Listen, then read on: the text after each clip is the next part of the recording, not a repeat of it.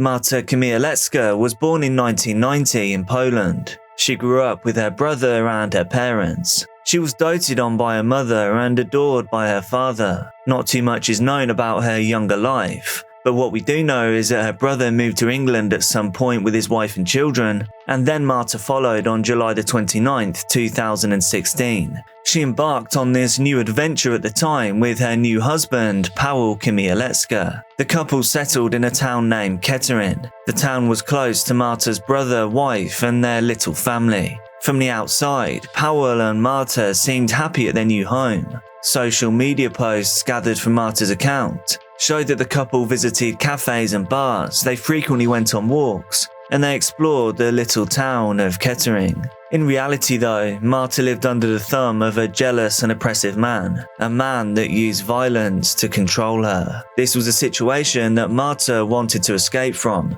and eventually she did. In 2020, she found the strength to escape her wreck of a marriage. A social media post a few years down the road told the public why she stayed so long with Pawel and how much she came to regret it. It read, "One of the worst mistakes a person can make is wasting years of life waiting for another person to change or develop." That's a translation from Polish. She gave her crass BMW-loving husband more chances than he probably deserved, and her family agreed that the relationship went on for far too long. They described Marta as kind, cheerful, smart, hard-working, and exceptional. After her separation from Pawel, she managed to get back on her feet. She even established a new network of friends outside of her ex-husband's influence. She got an exciting new job and even began to see someone new. Her brother's family came to depend on her a lot, the children especially. To their two daughters, Marta was the amazing aunt that they just couldn't live without. They celebrated every event together as a family, and they were looking forward to a lifetime of happiness, spending it all together. Kettering is a small market and industrial town in Northamptonshire, England. It's 67 miles north of London. It's also the location of the United Kingdom's oldest theme park, Wicksteed Park, and it's said that over 15 million people have visited it since its inception nearly 100 years ago. Overall, it didn't seem like a bad place to start over. There were plenty of job opportunities, as well as welcoming communities that accept diverse visitors and new residents. Marta had only been living in Kettering for 4 years before the events in this case unfolded. Pawel Chmielewska was obsessed with Marta even after their separation. Their divorce was stalled because it required them both to visit Poland to make it all official. But just because Marta was done with Pawel didn't mean that Pawel was done with Marta. The police reported that he stalked, made threats, and was even violent towards Marta after their relationship had ended. One of his most popular methods of hounding Marta was on social media, publicly. In March of 2021, Pawel posted a photo of Marta along the caption, "This smile will stay with me forever." Marta didn't obviously respond, but the messages must have affected her, given their history. It was evidence of a past that she was trying to gain distance from, distance that Pawel simply refused to give. The few people that he knew described him as self-important and obsessed with maintaining a macho image. He made it a point to show everyone he could that he was a lover of cars, of women, and of boxing. It was obvious on his social media as well. After their separation, Pawel made it a habit of keeping tabs on Marta. He wanted to know who her friends were, where she lived, and what sorts of activities she'd been getting up to without him. He likely knew what gym she worked out at, that she spent a lot of time with her family at the beach, and that she loved music and would listen to it whenever she could. He might have even known about Marta's mother coming to visit in October. He made it his mission to maintain the control that he once held over Marta. In Pawel's mind, he hadn't truly lost her. Since the divorce hadn't been finalized, there was a small hope in his mind that they could eventually get back together. All of this changed though when he learnt about a budding relationship between Marta and a co-worker. Now seemingly furious, Chmielewska intercepted Marta on her way home on October 15th, 2021. Marta was stopped by her estranged husband while she was on her way back from a social event with her friends at Woodland Court. The time was 10:54, and CCTV footage captured Marta as she made her way down Wood Street. taking her usual route towards home. When she arrived at the street, her estranged husband made his way out of his apartment and down onto the main road. He made a beeline straight for her. An argument broke out, during which Marta ended up on the ground. The CCTV was not clear, but it certainly looked like he'd probably struck her, despite her protests. Chmielewska was determined to talk to her about her new lover. After helping her to her feet, he led her towards his apartment. She tried resisting him by collapsing to the floor in what appeared to be a coughing fit, but he dragged her up to her feet. This is the real CCTV footage of that event. When Marta refused to follow him, he carried her into his apartment with a forceful bear hug, all while he whispered, "Come on now, it's not far." And this was the last time anybody saw Marta alive. Chmielewska took a picture of Marta on the floor of his apartment at around 10:56, and then he took another picture of her along with her new boyfriend's chat history. To keep people from looking for her, Pawel sent a few messages with her phone. When she didn't show up at her office the very next morning, her friends from work were immediately worried. However, it was the bogus message that Pawel constructed to impersonate Marta that actually drew the unwanted attention, especially from his sister-in-law. The sister-in-law knew of Marta's past with Pawel, so she immediately went over to his apartment to look for her. Whilst there, nobody answered the door, so she did what any good sister-in-law would do. She dialed 999 and informed the police of Chmielewska's history of abuse. 4 days had now passed since Marta disappeared. Now the 19th of October, police arrived at Pawel's flat. They forced entry as captured on body cam footage. Upon entry, they immediately found Marta already passed. She was laying on Pawel's bedroom floor with 32 wounds across her entire body, and the 40-year-old Pawel injured beside her. He had a sharp implement sticking out of his neck. He was quickly losing vital fluids from 9 self-inflicted markings. Pawel Chmielewska was on the fast track to prison thanks to the mountain of evidence they found in his apartment, but the police investigation continued, strengthening the case. The detectives of the East Midlands Special Operations Unit looked into Pawel's personal life to uncover a jealous, controlling and small man. Though it was the CCTV footage that they found that was the most damning, as well as the sharp implement used in the murder still being present at the scene. According to a post-mortem examination, Marta's body was covered in 32 different injuries. Over 19 of the 32 were inflicted on the face and neck, and it was these that the examiner determined to be the cause of her death. Marta also received 7 defensive wounds to her right hand, 5 to her shoulder and upper arm, and 1 to the left of her chest. Allegedly, disturbingly, Pawel also used the same implement to cut pizza after doing the deed. 2 days after Marta's death, Pawel was even caught on CCTV visiting the shop to buy beer and soft drinks. It also didn't help Pawel's case that he had ample motive and opportunity to do what he did. The actions he carried out on that night made it nearly impossible for him to put up an adequate defense against the charges leveled against him. The phone he used to impersonate Marta, as well as his own device, which he had used to photograph Marta after her capture, was still present in the apartment during the police search.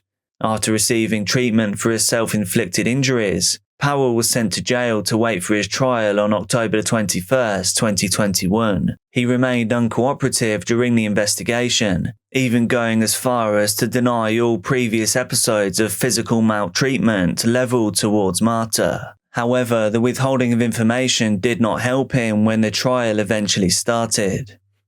Pawel Chmielewska's trial began on September 6, 2022. Marta's family had to wait for almost an entire year to see justice. The evidence against Pawel was presented to Judge David Herbert, KC. The court and public saw pictures of the scene, the weapon, along with several messages, recordings and photos of Pawel threatening Marta. The crowning jewel of the prosecution, though, was the confession that Pawel already gave in Crown Court on March 3, 2022. He finally admitted to killing Marta after confronting her about her new lover. but he still denied physically touching her. Marta's family watched from the public gallery as Judge Herbert sentenced Pawel for ending his estranged wife's time on this earth. They said, "It is clear from the evidence that Marta was scared of you and was frightened that you would end up killing her. Those last moments of her life would have been utterly terrifying as you jabbed her repeatedly. You accept you intended to kill her and must then have watched her die in a pool of her own vital fluids. The only sentence that can be imposed for the offence of murder is life imprisonment, and that is what I impose on you." So, Pawel was sentenced to life in prison with a minimum term of 18 years and 4 months. This was reduced to 16 years and 170 days because of the time that he had already spent in custody. Detective Superintendent Joe Banfield, who led the Northants Major Crime Unit, spoke outside the courtroom after the trial. Marta was exceptional. She was full of life, she was kind, cheerful, helpful and smart. You never had to ask her for help. She was always just there for us, whatever we needed. She loved our children and was a fantastic auntie to them both. Marta was definitely a daddy's girl too. They had such a bond and such a loving relationship. After her death, her father began stuttering and now finds it very hard to communicate at all. He has really suffered, as have we all. Marta had so many plans and dreams. She was independent and confident, and we loved her so much. It's never going to be the same without her. Losing Marta has changed our whole lives. This is truly one of the most infuriating and heartbreaking cases I have ever covered, so this is an additional reminder for viewer discretion. Our love and respect goes out to all those that knew and loved Nina, and all those affected by this dark case. Nina Courtepat was born on October 3rd, 1991, in Edmonton, Alberta, Canada. She was bright and full of life since day one. She was the pride and joy of Mother Peacher and Father Tim. Nina was the fourth of 6 siblings. Among them were Darcy, Annie, Patrick and Ethan. She was fiercely protective of her younger siblings, making sure they always had someone to play with and feel safe being around. She would dress them up, put makeup on them, and even cook them pancakes at the weekend. Patrick was Nina's older brother, and he was the one that she would really confide in the most. With her long, thick, dark hair and a seemingly unending curiosity, she really was the main source of joy in her family's lives. Nina was said to be a gifted artist. In particular, she had a knack for drawing. She also enjoyed a blossoming interest in creative writing. She completed her early education at Aboriginal Head Start, and this provided her with a sense of belonging and a place in the world. The Courtepat family had Indigenous roots. Encouraged by her parents to speak out and stand up for herself, Nina always looked for justice in every situation that she encountered. She always defended her peers who were being bullied, and she would tell them that they were beautiful and worthy. Having this strength when she saw something bad happening, and having the ability to stand up for herself was especially important for Nina. In Canada, around 5% of the population is made up of Indigenous people, but shockingly, this group makes up around 25% of homicide victims, an especially sad reality for Nina and her family. Her strong feelings of right and wrong would mean that she would also challenge teachers, refusing to sit down until they admitted their mistakes. When she was 12 years old, she took part in the DARE program, and it seemed that she took the message of abstaining from substances pretty seriously. Her mother even noted one quite funny occasion where Nina saw a stranger smoking next to a no smoking sign, and she then took it upon herself to reprimand them, telling them that they were doing wrong. The Courtepat family moved to the Dunluce area when Nina was 8 years old, and this marked the start of some new troubling habits for the girl, and these manifested in some bizarre ways. She started hiding outside after dark, something that seemed like a fun and mischievous thing to do. Mother Peacher would get scared, unable to find her daughter, something that she had to try and make Nina fully understand just how serious this could get. However, Nina's pushing of new boundaries would escalate to more unsettling incidents. In one instance, she mistakenly spoke about being violated, perhaps wanting a reaction or attention, both of which she certainly got, but probably not the kind that she was trying to elicit. Her mother and father tried to quash what she had said and explain the potential consequences to their daughter, but they weren't able to do so completely. Nina's words led to involvement from child and family service workers, although no evidence was found to support her claims. And thankfully, nothing of this kind was ever believed to have happened to Nina. And happily, she and her siblings were able to remain under the care of their parents. After the family moved once more to the West End of Edmonton, Nina's behaviour improved and she seemed much more settled. Family meant the world to Nina. She shared a strong connection with her mother, and she taught her the Cree language as they grew closer. Cree is a language that less than 100,000 Indigenous people are able to speak in Canada, so this was a special thing. She was a popular and socially active girl and made friends quite easily, although she did still sometimes test the rules. Mother Peacher highlighted Nina's responsible side too. She noted that she'd always follow through on her commitments, and she'd always call home as expected and come back when she said that she would. Entering her teenage years, Nina decided that she wanted to be famous. She began dreaming about becoming a model or an actress. She let her imagination run wild as she performed scenes and songs for anyone that would watch, and this led her to joining the Boys and Girls Club of Edmonton and acting in their productions for local audiences. Very of the time, Nina also loved American Idol, Canadian Idol, and America's Next Top Model. She wanted to take part in this new craze of reality TV talent shows, and she actually got a little taste of success. Amazingly, in 2004, Nina began to realise one of these dreams. She was crowned the winner of a local modelling competition, and this meant that she was invited to enrol in Chan International's professional modelling program. Who knows what heights Nina would have reached.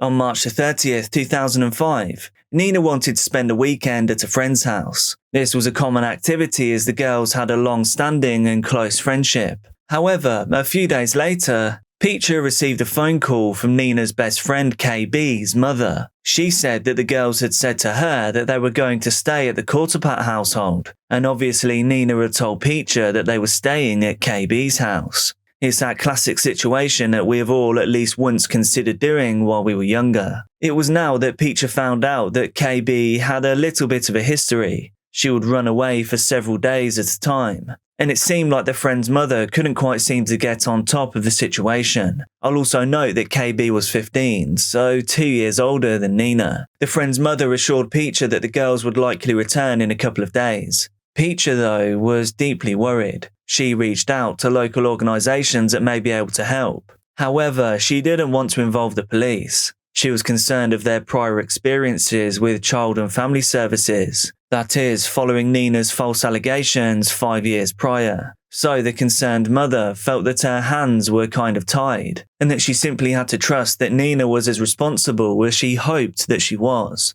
Despite the growing concern, Peacher continued to wait for her daughter's return. However, 2 days later, she received some devastating news. The body of a girl around Nina's age was found at the Edmonton Springs golf course.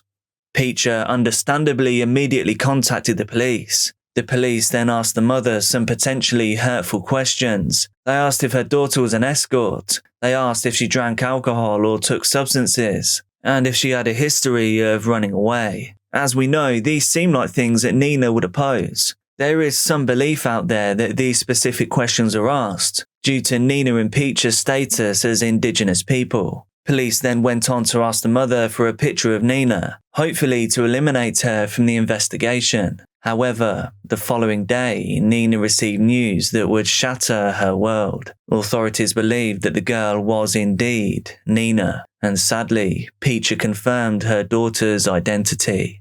But how could this have happened? Nina went for a sleepover at a friend's house, and now this. She was found over 30 miles away. It just didn't make sense.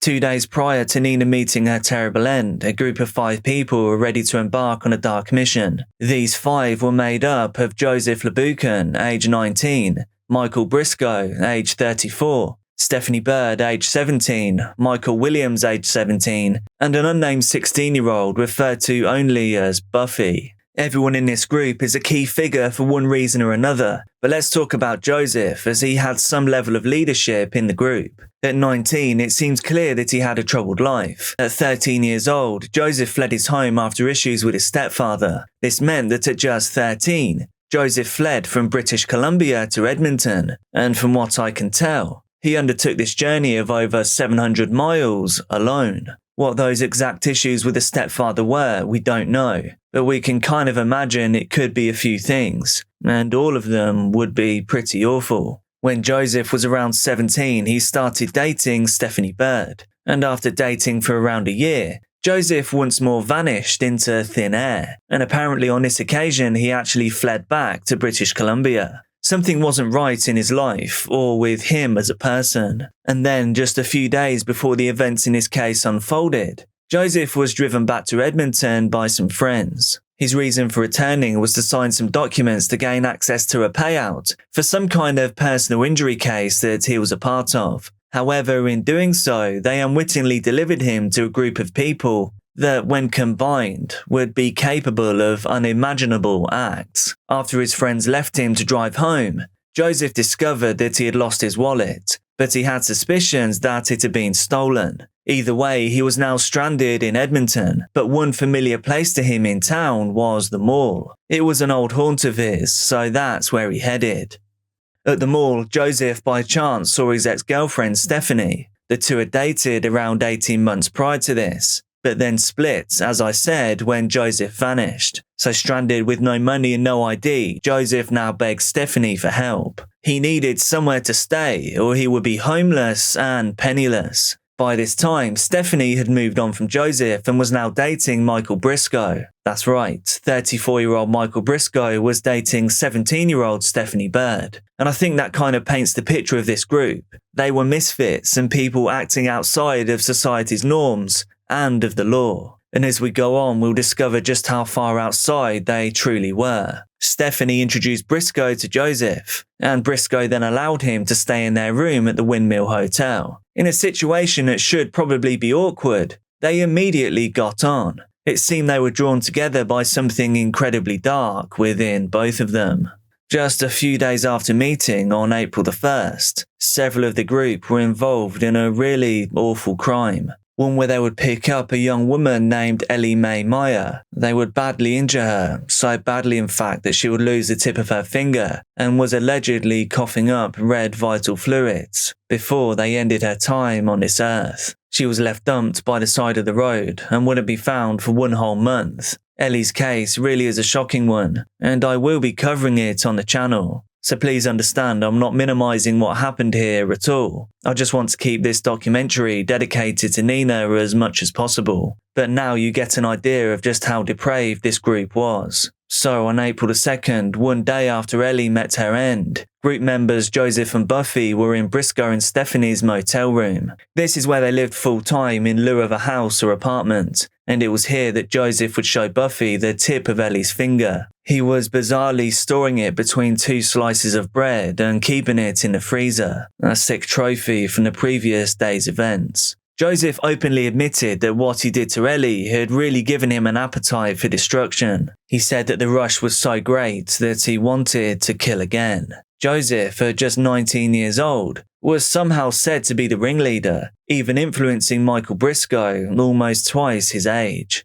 The next day, Buffy was hanging out at the mall, something she often did. 16-year-old Buffy was said to have substance issues, and her life was not going well. She met up with Michael Williams as planned. The two of them had been going out for around 2 months. Williams too had substance issues and was already high when they met at the mall. The couple went to grab some food at a Humpty's restaurant to the north of the mall. While they were there, they ran into none other than Michael Briscoe, Joseph LeBoucan and Stephanie Bird. The two groups sat on adjoining tables and began to chat. The dynamics of this group were pretty bizarre. Stephanie also had substance issues which Briscoe claimed to be helping her with. He wouldn't let her out of his sight, allegedly to stop her from using. But it has also been claimed that the real reason is that he was paranoid that she would cheat. So he was on her 24/7. Again, remember the age gap here. It's not what I call a healthy situation.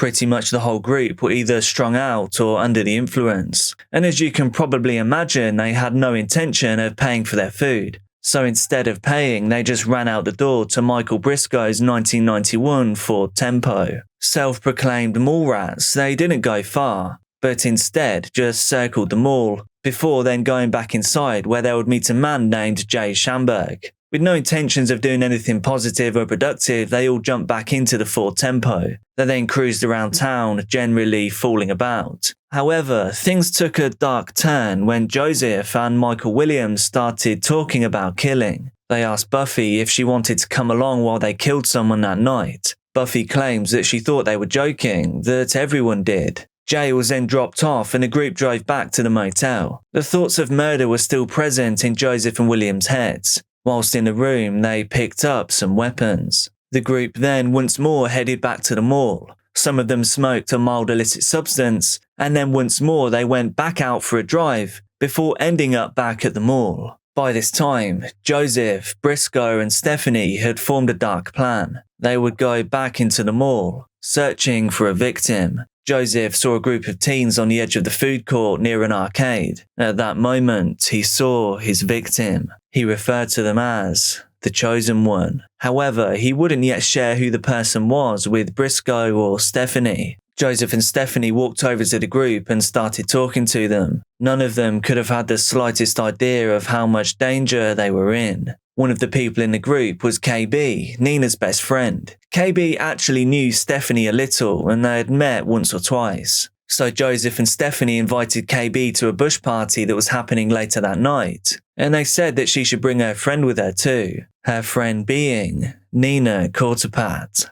The two elder teens sold this party as being where the cool kids would be. There would be alcohol and substances and hundreds of people would be there. So KB and Nina saw this as a chance to experience something new, a window into what grown-up teens actually did. They agreed to meet back at the mall later, where they would then travel together to the party. Joseph, Briscoe and Stephanie went back to Williams and Buffy at the car. Joseph said the harrowing words, "We found someone." And indeed the group did return to the mall to pick up KB and Nina. The time was now 12:27 AM on April the 3rd, the day that we know to be Nina's last. Stephanie led the girls to the Ford Tempo, a car that was so overloaded that Nina had to sit on Joseph's lap. The talk in the car was excitable. They were all discussing how cool the party was going to be, how many people were going to be there, and exactly what they were going to get up to. Joseph promised Nina that he would protect her at the party and that she was safe. It's said that both Nina and KB kissed Joseph on this car ride. Just a reminder, Joseph is 19, KB is 15, and Nina is 13. They eventually arrived at their destination after a journey of around 30 miles. When the girls got out of the car, they didn't see hundreds of people. They didn't hear music, and they didn't smell smoke and alcohol. Instead, they were met with an eerie silence. Meanwhile, Joseph, Briscoe and Williams were picking out their weapons from the trunk of the car. These included a wrench, a sledgehammer and a pair of pliers. They then ran to catch up with the girls. The group walked seemingly aimlessly through wooded areas over gravel, grass and dirt. During this time, KB and Nina were getting suspicious that there wasn't actually a party. However, they were reassured repeatedly by Joseph that the other attendees were simply waiting for their arrival, and once they got there, the party would really start up. They even started to shout out into the darkness, asking where the party was, and clearly they got no response. Buffy started talking to Nina about sacrifices and rituals. She had some kind of obsession with vampires, hence the name Buffy, and it seems that her substance misuse wasn't helping her delusions. This was the first hint of something really dark happening. Joseph then started talking about bringing people back from the dead, and everything was getting weird. Suddenly, Stephanie pulled out a 2-foot wrench. She swung it viciously, striking Nina in the back so hard she almost fell to the ground. Instead, she stumbled and ran to Joseph for protection, but that's not what she got. He instead whispered something into her ear, something which caused her to say, "No, don't do this."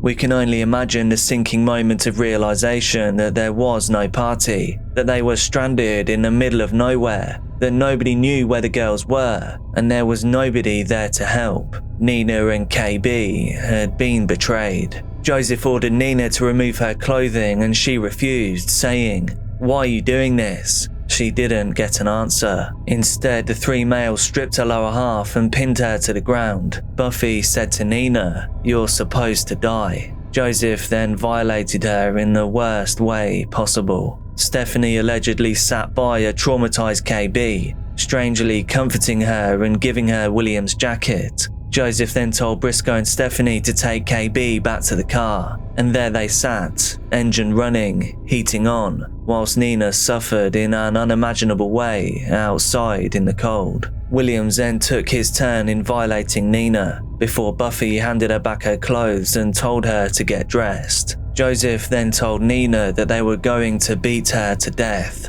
and heartbreakingly, Nina replied, "No, no. Make it fast so it doesn't hurt." But they didn't listen to her request. What happened next was absolutely horrific. I can't really begin to go into it on this platform, but the information is out there. Nina's time on this earth was tragically ended. The group then left, travelling back to the motel, and there they stayed along with KB for 3 days. During this time, KB didn't know the fate that her best friend had met. The group told her that they had simply beaten up Nina and told her to run home, but as we know, this was far from the truth. The group's erratic behaviour only incriminated them further following Nina's attack. Michael Williams met up with a friend while still covered in red vital fluids, and he even confessed to them about the murder. Buffy washed a set of sharp implements used in the attack in a washroom in front of a friend. Joseph once more fled town, and the group seemed to be falling apart. When KB was finally set free, she saw news coverage of Nina's demise. She now knew the full extent of what had happened to her best friend. She went to the police, sharing everything she knew from that fateful day and night. The group was subsequently arrested, and like rats in a bag, they all turned on one another. No two stories totally matched. Some claimed to be innocent of some crimes, and they blamed each other for others. Michael Williams, known among his friends as Pyro, admitted to his crimes. This included an attempt to set fire to Nina's jeans before fleeing the scene. During the trial, the judge noted that Williams struggles with mental health problems, and that it might take decades before he experiences any sense of remorse for his actions. Courtroom revelations also shed light on Williams' troubled life, painting a picture of a troubled and destructive individual who claimed to have faced physical attacks and violations. His encounters with psychologists began at the tender age of 4. Troubling behaviour continued to manifest as he made lethal threats in the 2nd grade, and by the age of 12 he had a big collection of sharp implements. All of this together resulted in his removal from his mother's care and placement into social services custody. Despite the defence advocating for Williams to be sentenced as a youth, meaning he could only get a maximum sentence of 10 years, the judge ruled to try him as an adult for first-degree murder. This decision automatically sentenced him to life in prison, with no chance of parole for at least a decade. Stephanie Bird was convicted of manslaughter, of kidnapping, along with aggravated assault, and received a 12-year sentence. But in December of 2009, the Supreme Court of Canada upgraded that conviction to first-degree murder after ruling that the evidence at trial could not support a defence of abandonment, and that no other defence arises on the facts. However, her lawyers said that Bird was prepared to accept a longer prison term. The lawyers said that Bird's primary concern wasn't the duration of her imprisonment, but rather the immense guilt she feels and the struggle to forgive herself for her involvement and her assistance to those responsible for the crime. Typically, first-degree murder convictions entail a life sentence, one without parole eligibility for 25 years. However, as Stephanie was initially a young offender and later sentenced as an adult, she became eligible for a life sentence with no chance of parole for at least 10 years. Buffy was the youngest of the convicted individuals. If she had been sentenced as an adult for her convictions of second-degree murder and aggravated violations, she would have received a life sentence with no chance of parole for 7 years, similar to the other minors involved in this crime. In 2009, though, she was sentenced to 4 years in custody followed by an additional 3 years of supervised probation, which officially ended on November 9th, 2016. She was 27 years old when she appeared in an Edmonton courtroom for the last time in 2016. Michael Briscoe escaped a conviction for the murder of Ellie Mae Myers. He denied any involvement other than driving the car. However, in regard to Nina's case, Briscoe was sentenced to life with no possibility of parole for 25 years. This was for first-degree murder, for the violations, and kidnapping. During his trial in 2007, witnesses testified that Joseph was the ringleader in the scheme to manipulate Nina into leaving the mall with them. However, in his own testimony, Joseph claimed he was unaware of the true nature of the gathering, and he insisted that he entered a state of shock when Nina was attacked by Stephanie. He asserted that he never harmed her. The DNA evidence, however, said differently. Joseph was given a sentence of 25 years without the chance of parole, a sentence which was repeated for his role in Ellie Mae Myers' case too. The following year he attempted to appeal, but his conviction was upheld. It's also important to talk about the impact of the crime left on the victim's family. In the aftermath of daughter Nina's murder, Peacher said she was completely alone. Throughout the legal proceedings, she found herself alone, attending all 4 trials consistently, receiving limited support from family and friends. Peacher's longing for support and understanding led her to aspire to help other families sadly facing similar tragedies. She found that people didn't know how to talk to her, and she yearned for someone to talk to during her lonely and distressing times. She believed that victim services often lack the appropriate strategies to help families affected by murder, leaving them to seek their own sources of support. Peacher advocated for more accessible and centralized information to assist families like hers, families looking for guidance and support, and how to navigate dealing with law enforcement and the legal process. Sadly, in 2015, Peacher passed away after a battle with cancer. This is one of the hardest cases that we've looked at here at Case Documentaries. But it's important that people like Nina, like Ellie, like Peacher, like KB aren't forgotten. So thank you for watching. Today's story takes us to Lake City, Florida. It's close to natural attractions such as the Osceola National Forest. It's also near the Itchituckney Springs State Park. Known for its crystal clear springs, the city offers a mix of outdoor recreational opportunities, cultural attractions, and a growing manufacturing industry. Laura Grace Duncan, born on April 8, 2002, lived across various towns in Georgia before eventually settling in Lake City. Growing up in Sandersville and Thomasville, she graduated from Columbia High School in 2020, and she went on to attend Florida Gateway College during the time of the events in this video. Laura loved outdoor activities like hunting and fishing. She enjoyed cooking, staying fit, and frequently spent time with her loved ones, especially her family. And to these special people, she was sometimes affectionately known as Grace or Gracie. Laura was a member of Gateway Baptist Church. She embraced her faith at a young age, being baptized at only 9 years old. She seemed really strong-minded, like she knew exactly what she wanted. Fast forwarding to Monday, October 26, 2020, the Columbia State County Sheriff's Office received a distress call from Laura's father. He was asking for a welfare check on his daughter. Concern arose because Laura told her parents that she had left with a person named Michael Hutto, and that she was still possibly with him. And concerningly, the police knew exactly who he was. Laura told her parents that she and Michael were traveling to Daytona Beach to meet some associates, all with the intent of starting a business, hoping for these people's help.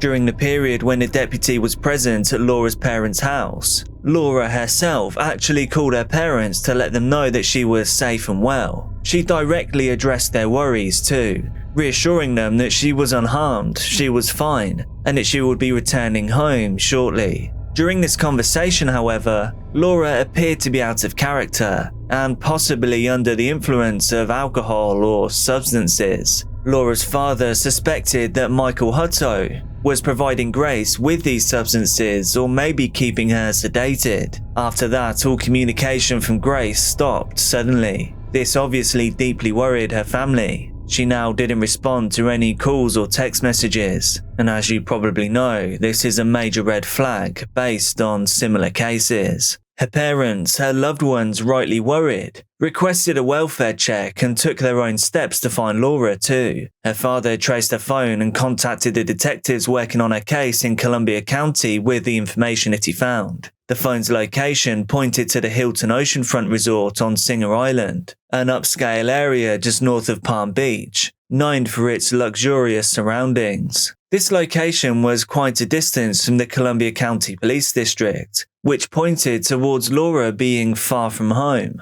much further than her family had thought. So the authorities contacted the police department serving the Singer Island area. They requested a welfare check on Laura. A statewide notice was subsequently issued by the sheriff's office to locate her. At the Hilton Oceanfront Resort in Singer Island, hotel employees reported to the Riviera Beach Police on October 29, 2020, that a man named Michael Hutto had booked a room, but he had missed the checkout time. Upon the arrival of patrol units, hotel staff were also growing concerned. There was a strange smell coming from the room. It was strong enough to draw complaints from other residents. Upon the arrival of patrol units, a noticeable smell, one of probable decomposition, lingered in the hotel hallway. Using a room key obtained from the hotel staff, police could now enter the room registered under Michael Hutto's name. As the door opened, a wall of smell hit them in the face. Upon entering, officers discovered Laura Grace Duncan's lifeless body. She was laying on the ground. Present on her body was a firearm wound that appeared to have been fired directly downward. This finding painted a picture where someone might have been standing directly over her, and that they had intentionally used the firearm. One thing that was missing from the room was Michael Hutto. He wasn't present at the scene when Laura's body was discovered. Illicit substances, however, were discovered in the room, and the once luxury abode was now covered in crimson red vital fluids, with live rounds scattered on the floor. Authorities found Hutto's wallet and ID card left behind. Michael Hutto was a married father of 4 who managed a farm outside of Lake City. Michael met Laura at the local gym where she worked. They became closer as Michael underwent physical therapy due to an ATV accident. The pair's relationship was marked by frequent arguments and fights for unknown reasons. What's particularly noteworthy is a pattern of breaking up and making up between Michael and Laura, which appears to be a clear sign of constant dissatisfaction and instability in their relationship. There were also rumours of infidelity from both sides. According to Michael's defense attorney, he loved Laura. He said, "I know it sounds odd to say that because of their age difference and the nature of their relationship, but he absolutely loved her." According to Laura's parents, however, every conversation they had with their daughter raised concerns about her well-being. Their daughter appeared to be grappling with daily struggles within this troubled relationship. However, we still don't know what happened, so let's take a look at the evidence that the police discovered. Video surveillance from the hotel showed Michael Hutto leaving with a backpack on October the 28th. Early that morning, he appeared at a BP gas station in St. Johns County, which, according to Google Maps, was approximately a 3-hour and 40-minute drive from Riviera Beach. Later that day, deputies discovered Michael after an overdose in a gas station parking lot in St. Augustine. He exhibited distressing symptoms including twitching, delusional comments, and crying with his eyes rolling back into his head. He was quickly rushed to a nearby hospital, and while in the hospital, he confessed to detectives, saying, "Oh my God, I think I hurt my Gracie."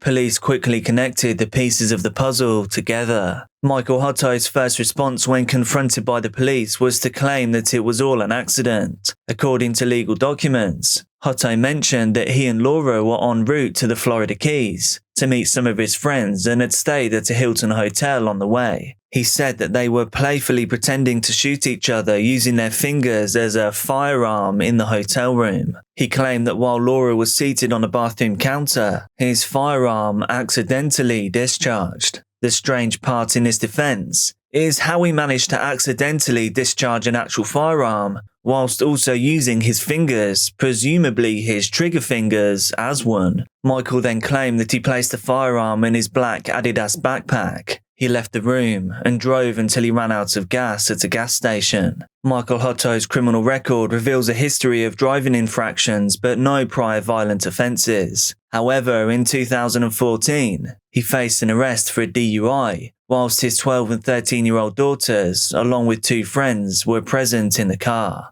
Michael Hutto also had another interesting element to his history. He's one of the co-founders of the Salt Life brand. Salt Life gained popularity for its apparel and lifestyle products, catering to those who enjoy coastal activities such as fishing, surfing, and diving. The brand's logo became widely recognizable among beachgoers. It symbolized a laid-back, ocean-centric lifestyle. Hutto's involvement with Salt Life began as he helped establish the brand in 2003. Along with the other co-founders, he built a strong following and transformed Salt Life into a recognizable brand with a significant market presence. However, in 2013, Michael, along with the other co-founders, sold their interests in the company to Delta Apparel Inc., so he no longer had an active role in the brand's operations or management after that point. And then in 2015, after his sale of Salt Life, Michael was arrested for shoplifting. The founders sold Salt Life for close to $40 million,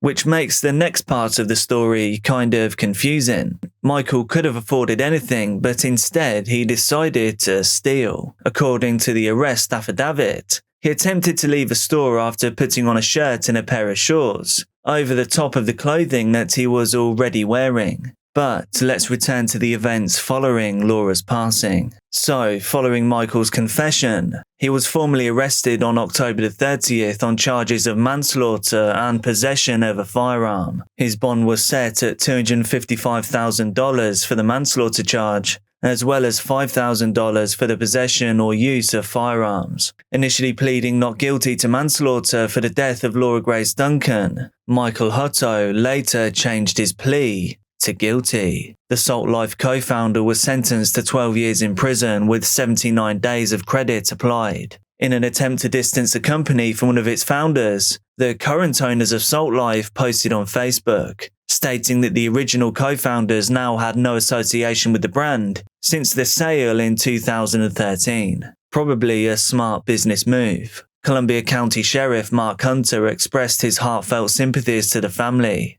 saying the department would provide support and aid in pursuing justice for the tragic incident. The Florida Gateway College that Laura attended now has a Laura Grace Duncan scholarship. If you want to donate to this scholarship, the link is down below. Andrea Venter, born on March 25, 1993, in Schweizer-Renecke, South Africa, had a unique start to life as the first test tube baby in Rustenburg. Her parents, Dries Venter and Antje Venter, considered her a much-loved miracle after trying and waiting for 12 years for a child. Andrea's childhood was a happy one. She grew up in a loving and supportive environment. From an early age, Andrea displayed an outgoing and sociable nature, always eager to spend time with friends and family, to get out and see the world. Her infectious smile and positive demeanour endeared her to everyone who knew her. She engaged in outdoor activities like netball, hockey and tennis. She developed a competitive spirit and excelled in everything that she did. And this excellence extended to musical abilities as well. She showcased her talents by playing piano and guitar. Her cheerful personality, coupled with enthusiasm for trying new things, marked her as a person with a promising future. This hunger for life propelled Andrea to the Northwest University, situated in Potchefstroom, and it was there she pursued a degree in commerce and accounting with dedication and passion. And her hard work paid off as she became an outstanding student, and eventually alumni, graduating with honours. Andrea then secured employment in Rustenburg as an accountant, and there she met Gerhard Janssen van Vuren, a meeting that would change the course of her life forever. Schweizer-Renecke, situated in the northwest province of South Africa, is a town that has a unique blend of modernity and tradition. Known for its close-knit community and gorgeous landscapes, it provided a quiet and supportive backdrop for Andrea to spend her younger years. The town, founded in the late 1800s, is characterized by friendly locals, community events, and a strong sense of unity. The nature of the town means that Andrea wasn't just seen as a number, she was seen as an individual. Her life took a turn after meeting Gerhard, who was 12 years her senior. The connection was immediate, drawing Andrea into a relationship that quickly evolved into a deep and intense love. However, the initial attraction began to unravel. Gerhard's behavior became increasingly possessive and controlling. The relationship soon turned totally toxic. This was marked by heated arguments, yelling and screaming. Van Vuren's need for dominance manifested as a disturbing shift, a shift that led to an escalation of conflicts from verbal disputes to physical altercations. Andrea recognized the unhealthy nature of their connection, and she bravely made the decision to end the relationship. And this should have been when things got better for Andrea. She was trying her best to move on with her life, and to continue on the upwards trajectory that she had made for herself and her future. However, Gerhard's obsession with Andrea grew to alarming levels. He demonstrated his willingness to go to the extremes to preserve their relationship. Unwilling to let her go, Andrea began to experience a gradual decline in her vibrant personality. She was simply trying her best to appease Gerhard's relentless advances. She became more and more reclusive, losing her spark as she continued to face pressure from her boyfriend turned stalker. Gerhard's relentless pursuit manifested in threats and intimidation, causing Andrea to avoid him at all costs, retreating into hiding. However, Van Vuren seemed to possess an uncanny ability to locate Andrea every time she tried to get away. Her fear and anxiety only heightened. When he did find her, not only did he threaten her directly, but he also extended his malice to her parents. This was after he learned that they had been advising Andrea to hide from him. The situation escalated once more when Gerhard began making threats to end the lives of Andrea's parents, showing how truly disturbed he was becoming. He had now explicitly conveyed his sinister intentions, stating that if he couldn't have Andrea, then nobody could. This was the last straw. Andrea now knew that she had to take serious action to protect herself and now her family. In an effort to finally escape the torment of Van Vuren, Andrea made the difficult decision to relocate from Rustenburg to the nearby city of Johannesburg. She fled, leaving no information behind about where she was going. She was seeking a fresh start, seeking sanctuary away from the haunting presence of her ex-boyfriend. And it was now that she took the crucial step of obtaining a protection order against him. However, Van Vuren's determination to locate her remained unyielding. This man wouldn't let her go. Unaware of Andrea's new location, he searched everywhere in Rustenburg to locate her. It was then that he would receive a revealing shock. The Johannesburg police contacted him to inform him about the protection order that was taken out against him. Sadly, this meant that Gerhard now knew that Andrea was located in Johannesburg. With a staggering population of 4.4 million people, Van Vuren embarked on an obsessive mission to locate Andrea. His relentless pursuit involved calling every accounting firm in the city, until finally he heard a familiar voice on the other end of the phone. When Andrea answered her work phone, her blood ran cold as she heard the words, "Now I know where to find you." Once he had located her workplace, Gerhard began a truly disturbing pattern of behavior that extended beyond anything he'd done before. He now watched her every move, following her closely as he sat outside her workplace, until finally he was able to follow her home and discover where she lived. Andrea lived in constant fear, knowing she was being stalked, and that her attempts to escape Gerhard had not been successful. On Friday, April 29th, 2011, Gerhard slipped past the gate at Andrea's apartment complex and waited for her to arrive home from work. As Andrea walked down the hallway, Gerhard was there waiting. He forced her into her own apartment. This is where he would keep her for an entire weekend. Andrea would endure endless torture at his hands. May 2nd, 2011 marked the day that Andrea mustered every ounce of strength that she had, determined to escape from her now hellish apartment. Wounded and terrified, Andrea managed to break free from Gerhard's belt, even though it was still tightened around her neck. She had wounds littering her body. As she ran and screamed for help, Gerhard pursued her with a sharp implement clutched in his hand. The air was thick with desperation as Andrea ran as fast as she could outside the apartment complex. She was sprinting towards the guard's house at the front gate. But she tripped and fell. This gave Gerhard just enough time to catch up with her. He struck her whilst wearing brass knuckles. This was followed by 14 plunges into Andrea with the sharp implement. Amidst the chaos, people began to take notice of Andrea's scream. A security guard did his best to intervene, but finally, Gerhard ran the sharp implement across Andrea's neck. This was to be the final blow. Onlookers watched in horror. A crowd began to gather. Multiple people dialed for emergency services, unsure of how to help Andrea as she struggled to stay alive. As the crowd grew, Gerhard realized the weight of what he had done. In an attempt to avoid consequences for his actions, he took the same sharp implement used on Andrea and dragged it across his own throat, attempting to end his own time on this earth. Little did he know that every horrific moment of the attack had been captured on security camera. By the time authorities arrived, Andrea had already taken her final breath, but Gerhard's attempts on himself proved to be unsuccessful. Despite his heinous crimes, Gerhard was immediately brought to the nearest hospital, and there he made a full recovery, seemingly unaffected by the brutality that he had unleashed. Following his recovery, he found himself at Randburg Magistrates Court to face his bail hearings. The first two hearings, the police strongly argued against Gerhard receiving bail. This was due to the fact that he had already ignored the protection order that Andrea had taken out against him, showing that he had a complete disregard for the law. The prosecution was successful in this argument for two bail hearings, while his trial was continuously postponed until it was transferred to the Johannesburg High Court. At this bail hearing, the judge heard the same argument from the prosecution, but for some reason decided to grant Gerhard bail. This would allow him to walk free for over a year whilst he awaited trial.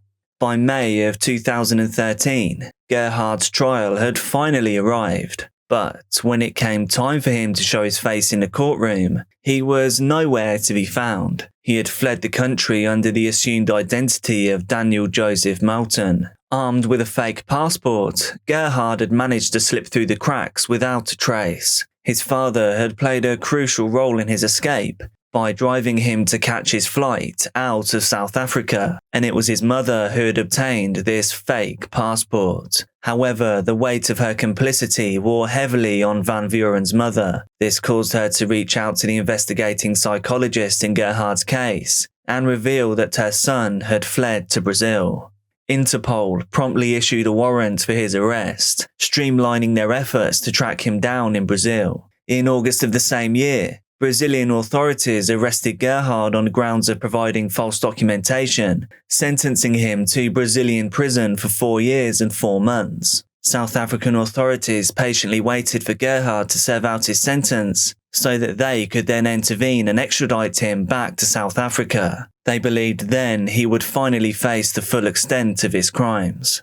In 2016, just over 2 years into his Brazilian sentence, Gerhard was released for good behaviour. While South African authorities were ready to extradite, the judge who ordered his release refused the extradition petition, stating that Gerhard had paid his dues, and therefore he should be able to walk free within the borders of Brazil. This came as a shock to the authorities as well as to Andrea's family. They now realised they may never gain true justice for the prolonged torture that their daughter had endured. Torture which ultimately led to the end of her life. Gerhard vanished once again. Over the next 5 years, Gerhard Van Vuren's name would fade from the mouths of South African citizens and would move onto the back burner for authorities Until that is, on one day in 2022, when Gerhard's mother would receive a Facebook message. Shockingly, it was from her son. He was updating him on his whereabouts in Rio de Janeiro, sharing the news that he now had a wife and kids.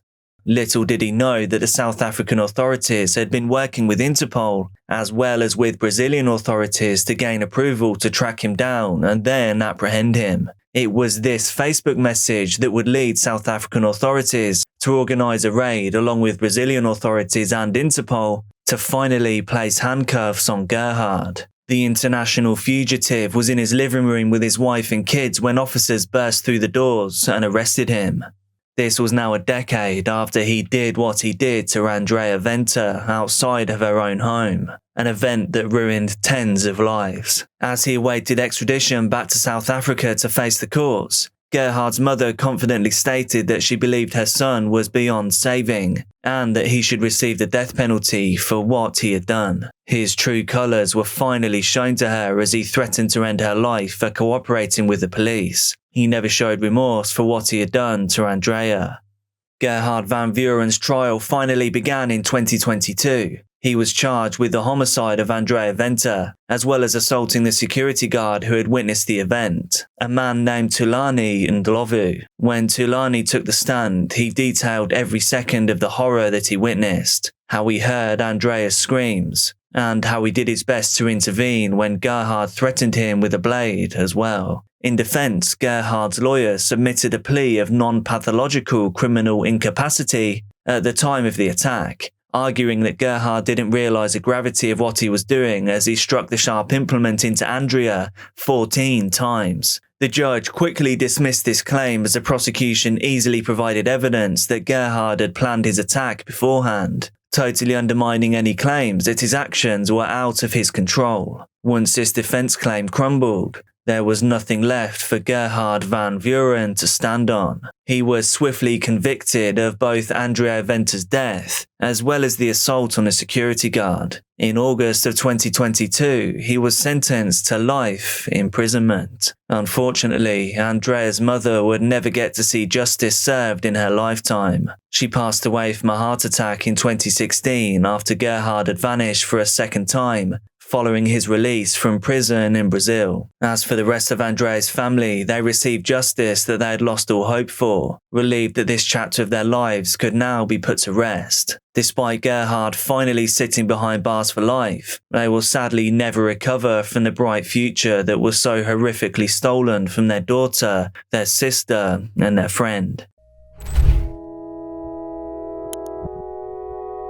Ellen Ray Greenberg was born on March 13, 1983, in New York City in the United States. Born as the only child to her parents Sandra and Joshua, she grew up in Philadelphia, Pennsylvania with their full attention and love. From a young age, Ellen showed a big passion for academics, having a joy for learning that set her apart from her peers in school. She was described as vibrant and compassionate, having a kind nature about her that drew people in. Excelling academically, Ellen loved maths and science, having a curiosity for understanding the world around her, and pursuing a high degree of educational achievement. This curiosity continued through her time in Lower Merion High School, up until the time she graduated and continued her studies at the University of Pennsylvania, pursuing a bachelor's degree in biology. Unsurprisingly, Ellen excelled once again in her college endeavours, working hard to graduate with honours and earn the utmost respect from her professors and peers.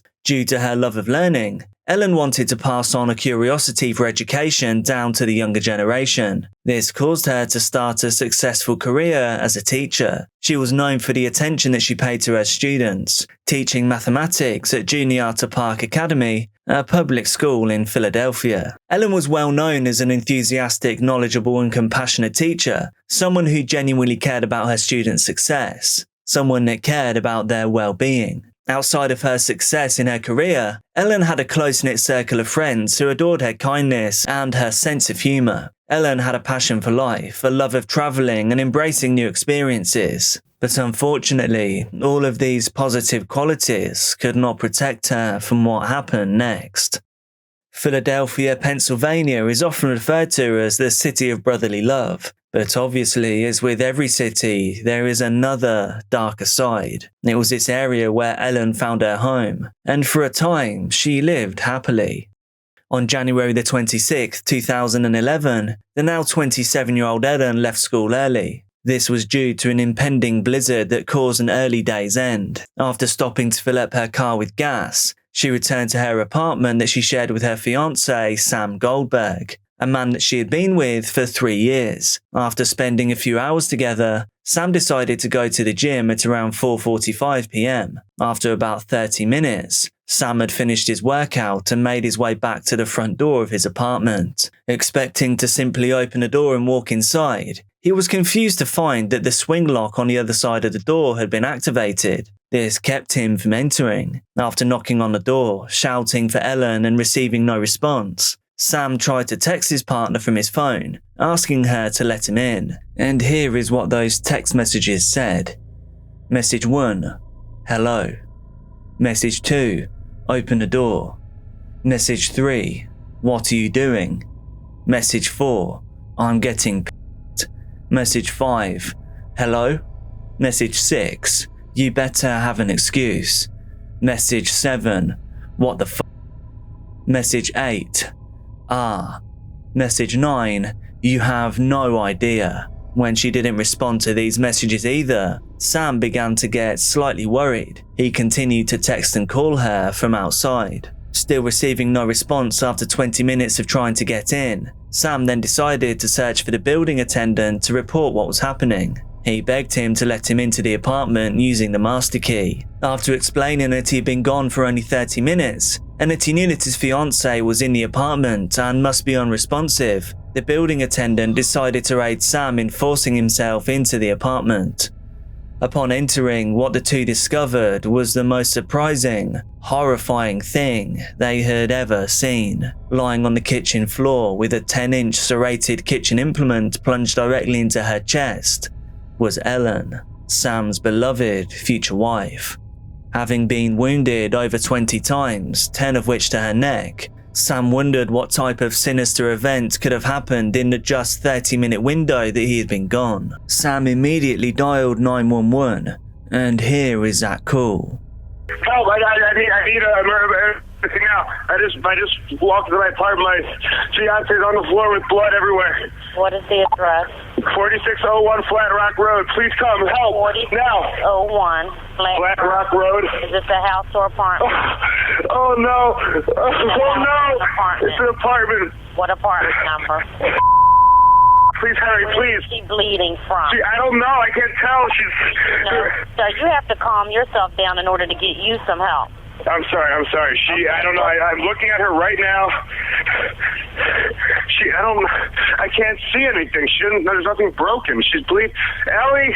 You don't know where she's bleeding from? Can't tell where the blood's coming from? I think her head. I think she hit her head, But it's everywhere. Okay, sir, it's everywhere. Think she might have fallen? Do you know what happened? She may have slipped. There's blood on the table. Her face is a little purple. Okay, hold on for rescue for her. Stay on the phone.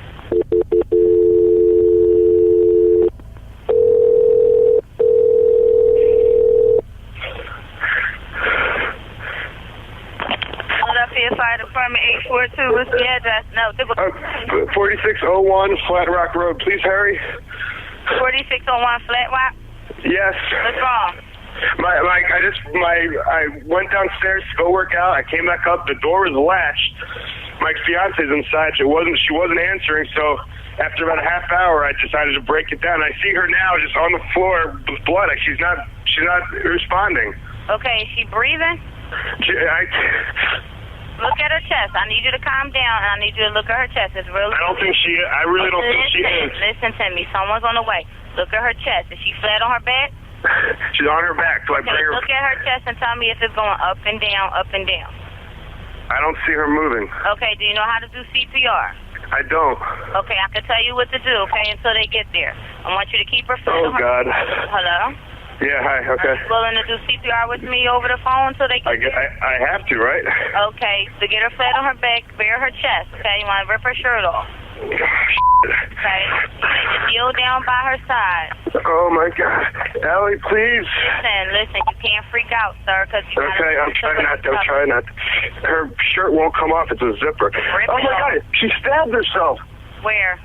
She fell with a knife. Oh no, her knife's sticking out. Her what? There's a knife sticking out of her heart. Oh, she stabbed herself? I guess so. I don't know where she fell on it. I don't know. Okay, well, don't touch it. Okay, so I just let her down here now. I mean, what do I do? No, I mean, you can't. If the knife is in her chest, it's going to be kind of hard for you to do CPR at this time. Oh no. Oh my goodness. Okay. Police, which operator? 277. Is someone coming here? Yes, they are. You said 4601 Flat Rock, right? Yes.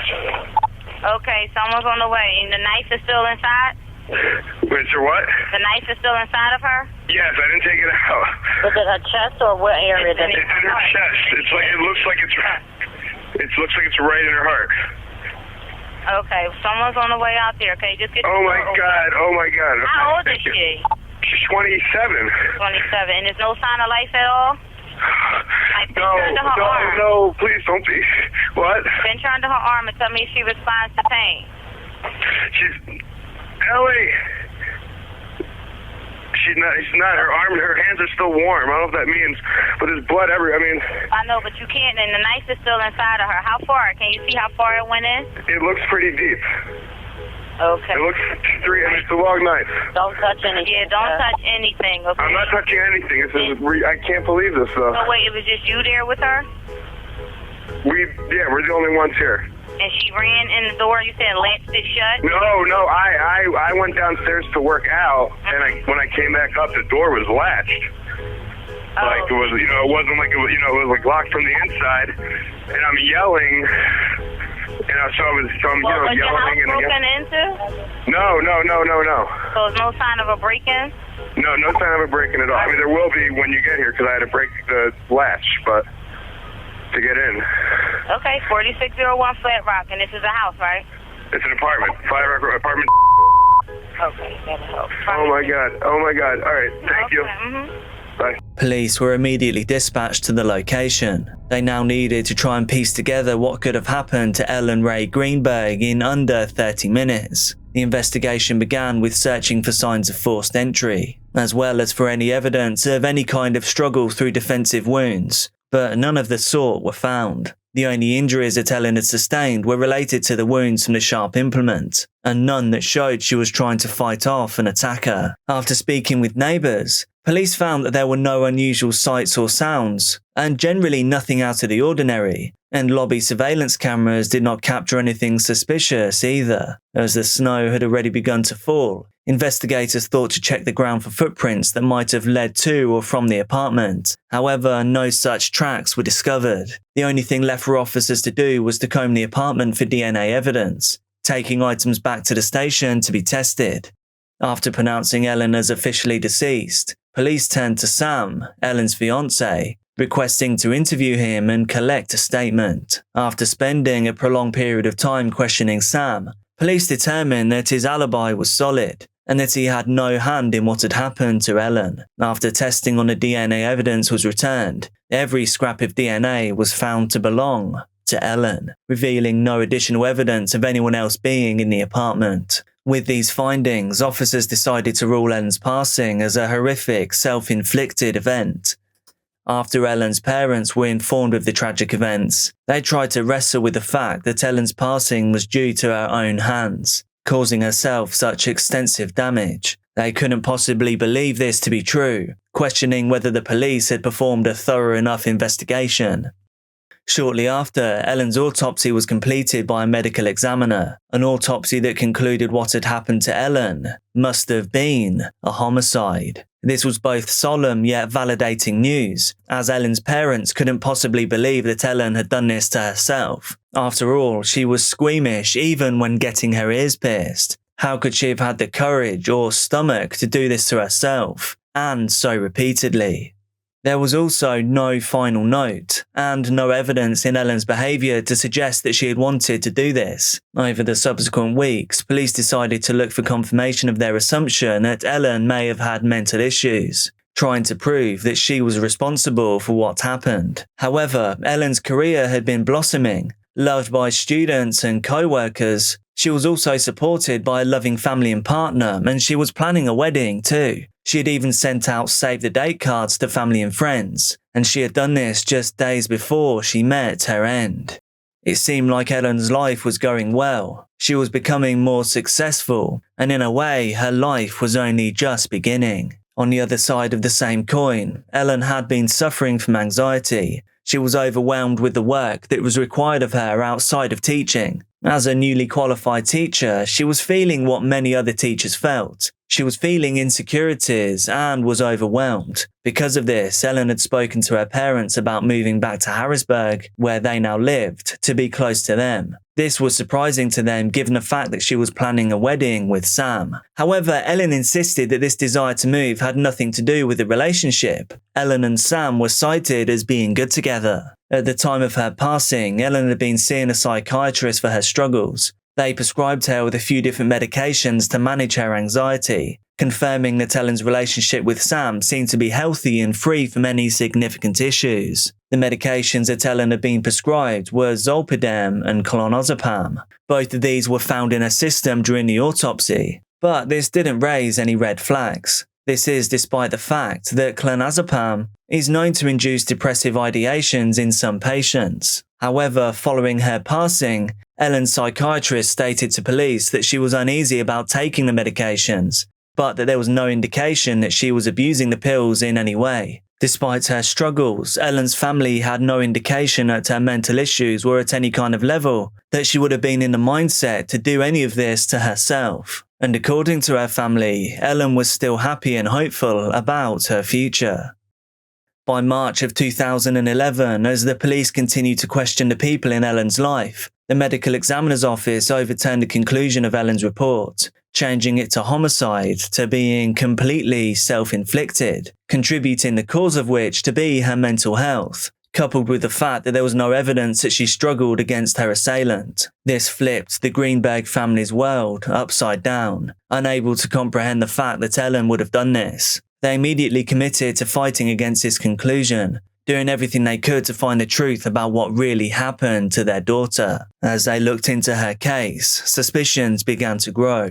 For example, several of her wounds were on her back, leaving her parents wondering how that was even possible. The Greenbergs decided to obtain Ellen's autopsy report. They hired medical experts, lawyers, and law enforcement officials to examine the case, all of which wrote independent reports questioning the occurrences surrounding Ellen's passing. All of these experts came to the conclusion that Ellen's death was eerily consistent with a homicide. This cited the multiple wounds, the wounds to the back, and the type of stains that were left behind. Experts continued to fight against the original conclusion, saying that the absence of defensive wounds is not a definitive reason to rule out a homicide, especially if the victim had been taken by surprise. A forensic pathologist who examined Ellen's scans noted that the fact her spinal cord had been severed during the ordeal, and they said that after this had occurred, it would have been impossible for Ellen to continue inflicting wounds on herself. It also would have meant she couldn't have lifted her arms to defend herself. Another expert noted the fact that Ellen had filled up her car with gas before returning home, citing that as unusual activity for someone who was planning to snuff out their own flame. Over a period of many years, numerous experts continued to look at Ellen's case in order to build evidence against the conclusion that this was self-inflicted. In 2018, the Greenberg family brought its evidence back to the courts in order to try and fight for the manner of Ellen's passing to be changed. Despite a re-examination, they came to the same conclusion. They said Ellen must have done this to herself, their main reason for doing so being new forensic evidence, which showed an internet search for suicide on Ellen's computer. Lawyers on the side of the Greenbergs jumped to dispute this claim, hiring their own forensic experts to examine the evidence. These experts found that these searches were suggested searches based on the direct searches that Ellen had made, and that these searches sought to learn the side effects of the new medications that she had been taking. Her family even said that she had been conducting internet searches to learn of the side effects of her medication, worrying especially about possible weight gain, since extremely negative ideation is a known side effect for her anti-anxiety medication. This search came up as a result of analytics and not a direct search. Ellen never actually searched for those words. The Greenbergs wouldn't take no for an answer. They continued to fight for their daughter. They spent even more time gathering evidence, all in order to argue against the conclusions of the police department and medical examiner. As of September 2023, Ellen's case visited the courts again with the hopes of changing the manner of her passing to be either inconclusive or homicide. This time, the most compelling evidence was the fact that multiple medical examiners had concluded that the wounds inflicted to Ellen's neck had occurred after she had already taken her last breath. Essentially, Ellen would have had to have done this after she had already passed, and obviously, this is impossible. Yet again, the Commonwealth Court ruled that the Greenbergs lacked enough evidence to bring a proper legal claim before the court. This was another shocking decision. Multiple judges had stated that they believed that the investigation was extremely flawed on the part of both the police department and the medical examiner's office. The Greenbergs are currently in the process of pursuing a civil suit against the medical examiner's office, as well as a suit which demands the police department to release surveillance footage that they obtained from outside Ellen's apartment.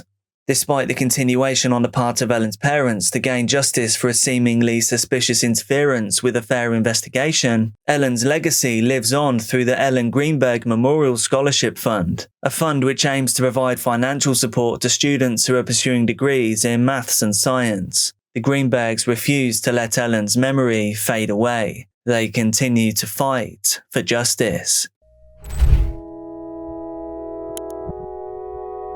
Holly Wells and Jessica Chapman were two close friends, born nearly a month apart from each other in 1991. Jessica was born on September the 1st, whilst Holly was born on October the 4th. They attended St Andrew's Primary School in Surham, Cambridgeshire. Jessica lived with her mother and father, Sharon and Leslie Chapman, along with her sisters Rebecca and Alison. She was known as the more free-spirited of the pair. She was outgoing, nice and unafraid to kick off a fuss when needed. Holly was seen as the sweet and shy one. She lived with her parents Kevin and Nicola Wells, and her 12-year-old brother, Oliver. After the end of the school term, Jessica went to Menorca for a vacation with her family, and upon their return, she visited Holly's house, gifting her a necklace that she'd bought on a trip.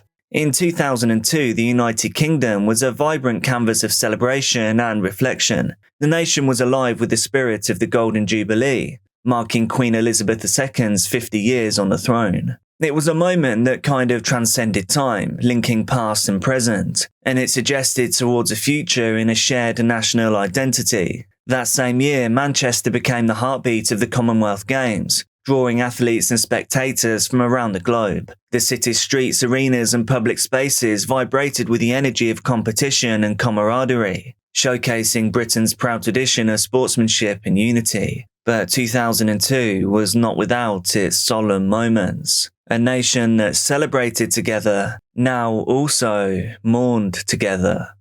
On Sunday the 4th of August, Holly and Jessica's families were having a barbecue together. The girls spent their afternoon catching up and playing with the family computer. Holly was wearing a David Beckham Manchester United t-shirt, and Jessica liked it very much. She borrowed brother Oliver's shirt, so that the two were wearing matching clothes. Mother Nicola Wells thought that the girls looked cute, so she took a picture, and that's what you're seeing right now. And shortly after this, the girls headed out of the house at around 5 p.m.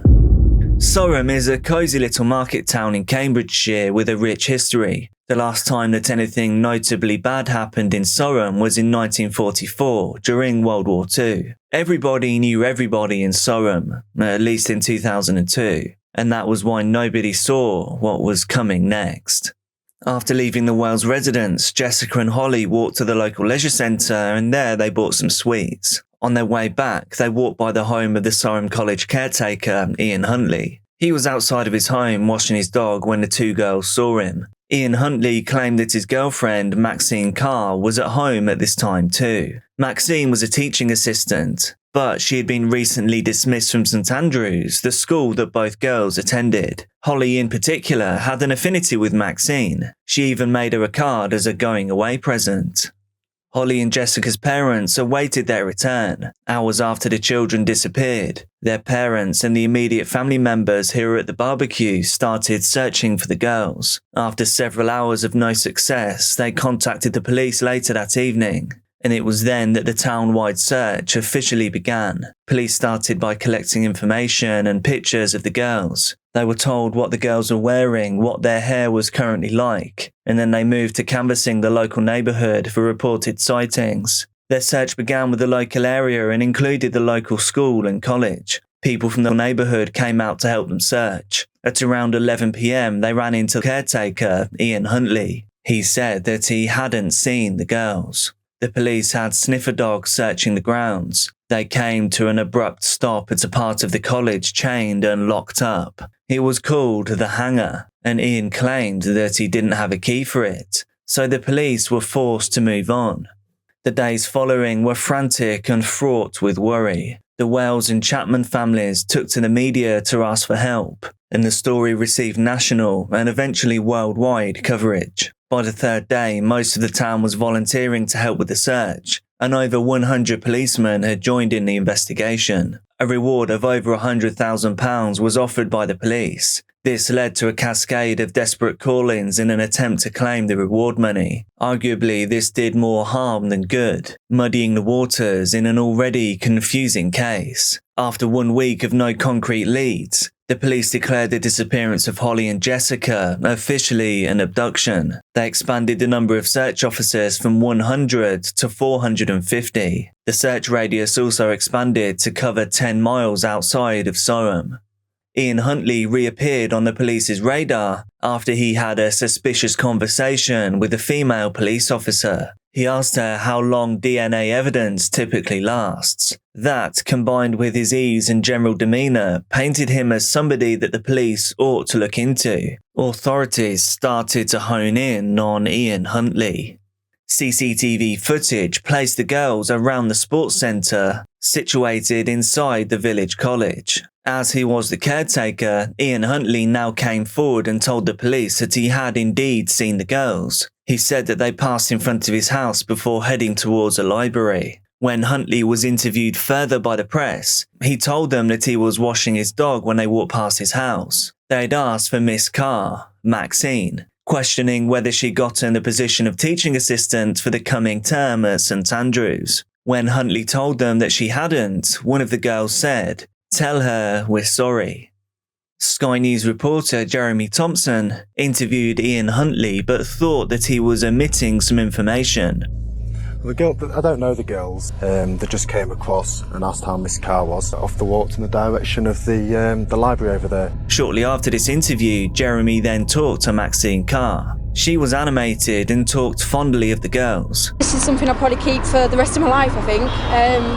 It's what Holly gave me on the last day of term. She was very, very upset because I didn't get my job, and that's the kind of girl she was. She was just lovely, really lovely. That's really very sweet, isn't it? Yeah. Allegedly, the two girls were excited at the possibility of attending Maxine Carr and Ian Huntley's wedding. She even showed the reporter a card that Holly had made for her after she hadn't got the teaching assistant position for the new term. She finished off the interview by saying, "That was the kind of girl Holly was." Jeremy made notice of her odd use of past tense. It was almost like she knew something had happened to the girls. By the second week of the disappearance, a new lead investigator was brought in, and he took a special interest in Huntley and Carr. They were the last people to see the girls, and their behaviour was becoming suspect. Ian Huntley and Maxine Carr were brought in for interrogation on August 16th, 2002. These interviews lasted for 7 hours, during which they exhibited behaviour that the police found suspicious. When asked to describe Jessica specifically, Huntley seemed to freeze up for half a minute before he declined to answer further. I remember looking at the Man United tops, thinking good taste. I'd say blonde hair,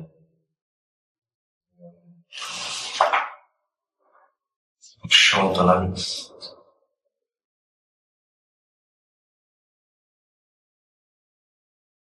very slim.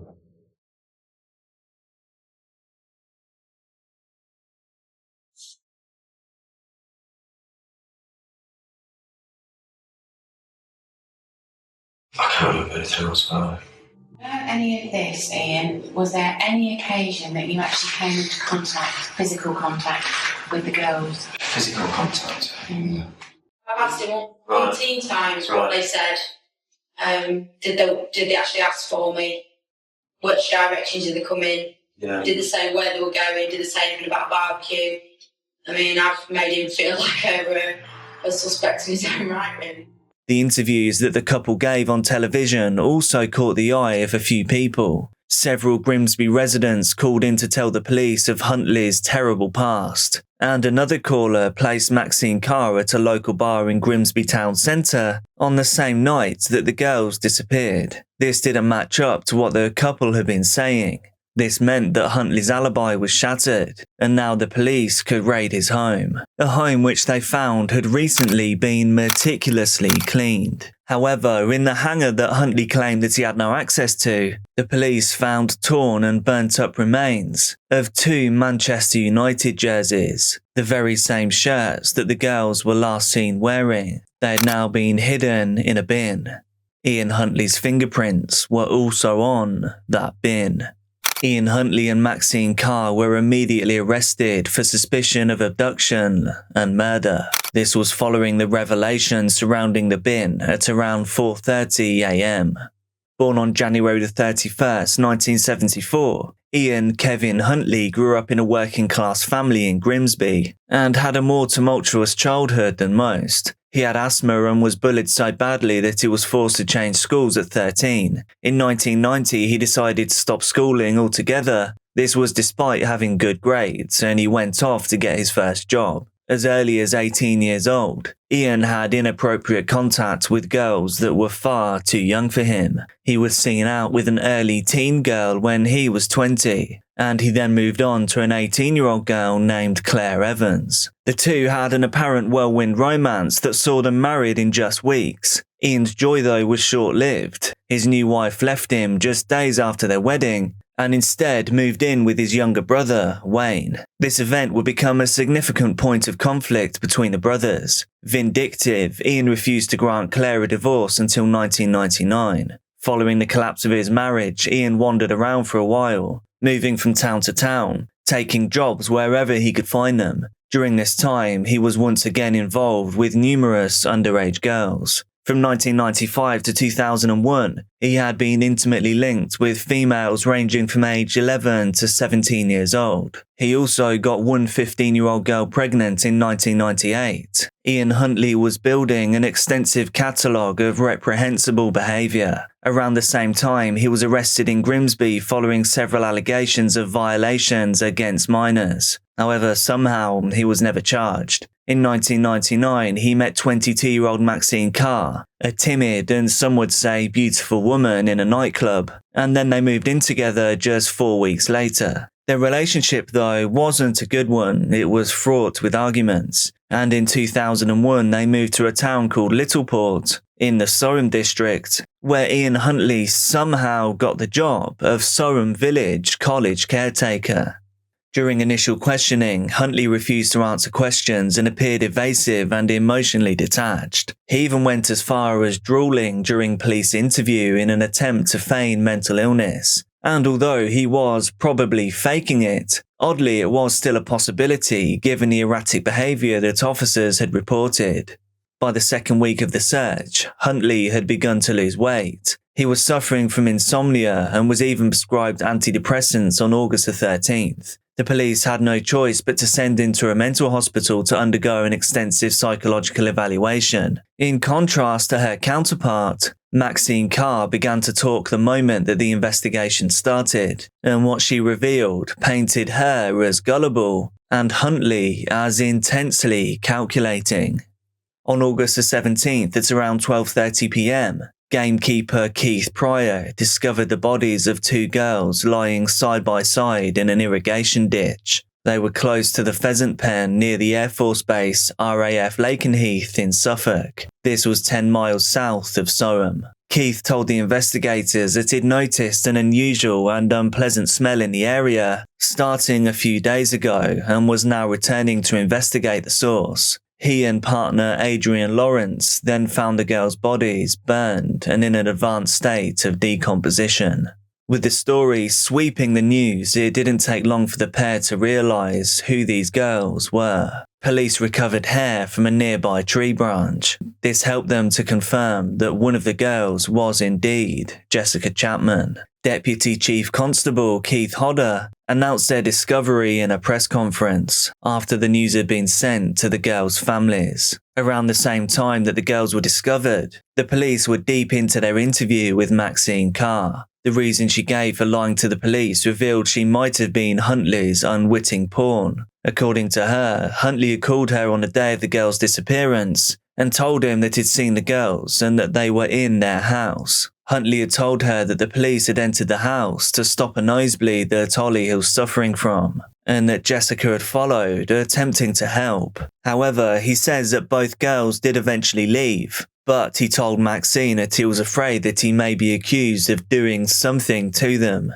He revealed that he'd been accused of inappropriate relations with a minor in 1998, and he feared a repeat. Huntley allegedly said that this entire affair had led to a nervous breakdown the first time around, still claiming his innocence, seemingly for everything he was ever accused of. When police told Maxine that the girls had been found dead, and then showed her evidence of Ian Huntley's guilt, she burst into tears, shouting, "No, he can't have been. It can't have been. He hasn't done it." She maintained that her partner was innocent until the trial. With the chief suspects in custody, the police carried out a more comprehensive search of Ian Huntley's residence. They found cloth fibres matching those on the burnt jerseys that Huntley had tried to dispose of. His car was also forensically examined. They noticed that it too had been recently cleaned, but they still found traces of brick dust, chalk, and concrete matching the same type used to pave the road, leading to where the girls had been discovered. The trial of Maxine Carr and Ian Huntley began on the 5th of November 2003, despite Huntley's many attempts to avoid it. He was held for 2 months at the Rampton Secure Hospital, where his mental state was assessed and he was eventually deemed fit to stand trial. When his first attempt to avoid a trial didn't work, he then tried to end his own time on this earth by swallowing 24 antidepressant pills that he'd been saving up. Unfortunately for him, he survived and he was dragged to court. Huntley pleaded not guilty to the charges of murdering Holly Wells and Jessica Chapman, whilst Carr pleaded not guilty to attempting to pervert the course of justice and assisting an offender. The prosecutor came down hard on Huntley during his trial, claiming everything he'd done was deliberate and with malice. He lured the girls into his home, and shortly after that, he killed them. The prosecution even presented Jessica Chapman's phone data as evidence. The phone had turned off at around 6:48 p.m, a time that would match up to shortly after the girls would arrive at Huntley's residence. As for motive, the prosecution declared Huntley a pervert, drawing from his history of crimes against minors. They suggested that Huntley may have violated the pair before their end. Prosecution had tried gathering evidence to this effect, however, they were unable to do so. When he was put on the stand, Huntley changed his story quickly. He claimed that both girls had indeed entered his home, and he was sticking with the story that Holly was suffering from a nosebleed. But now he said that both girls' deaths were simply an accident. He suggested that he'd accidentally bumped into Holly. This had caused her to fall, hitting her head on the tub, falling unconscious, and it was then that she apparently drowned in the shallow bathtub. As for Jessica, he says he accidentally strangled her when all he was trying to do was to keep her quiet. He claims that Jessica had immediately blamed him for Holly's death and that she was trying to raise an alarm. He says she stopped moving when he held her a little too tightly. As for why he didn't alert the authorities, he claimed he was too afraid given his past. So instead, he chose to cover up his crime. When it was Maxine's turn on the stand, she told the court that she had no idea of the murder, that she wasn't at home as was originally said, and was instead in Grimsby. She claimed that if she had known what was going on, she'd never have protected him. The exact details of what happened in Huntley's house are unfortunately a secret that only Ian Huntley knows. but the evidence does show that both Holly and Jessica passed away via asphyxiation shortly after entering the home. Their bodies were then burned and transported 10 miles away to the airbase, less than half an hour away from home.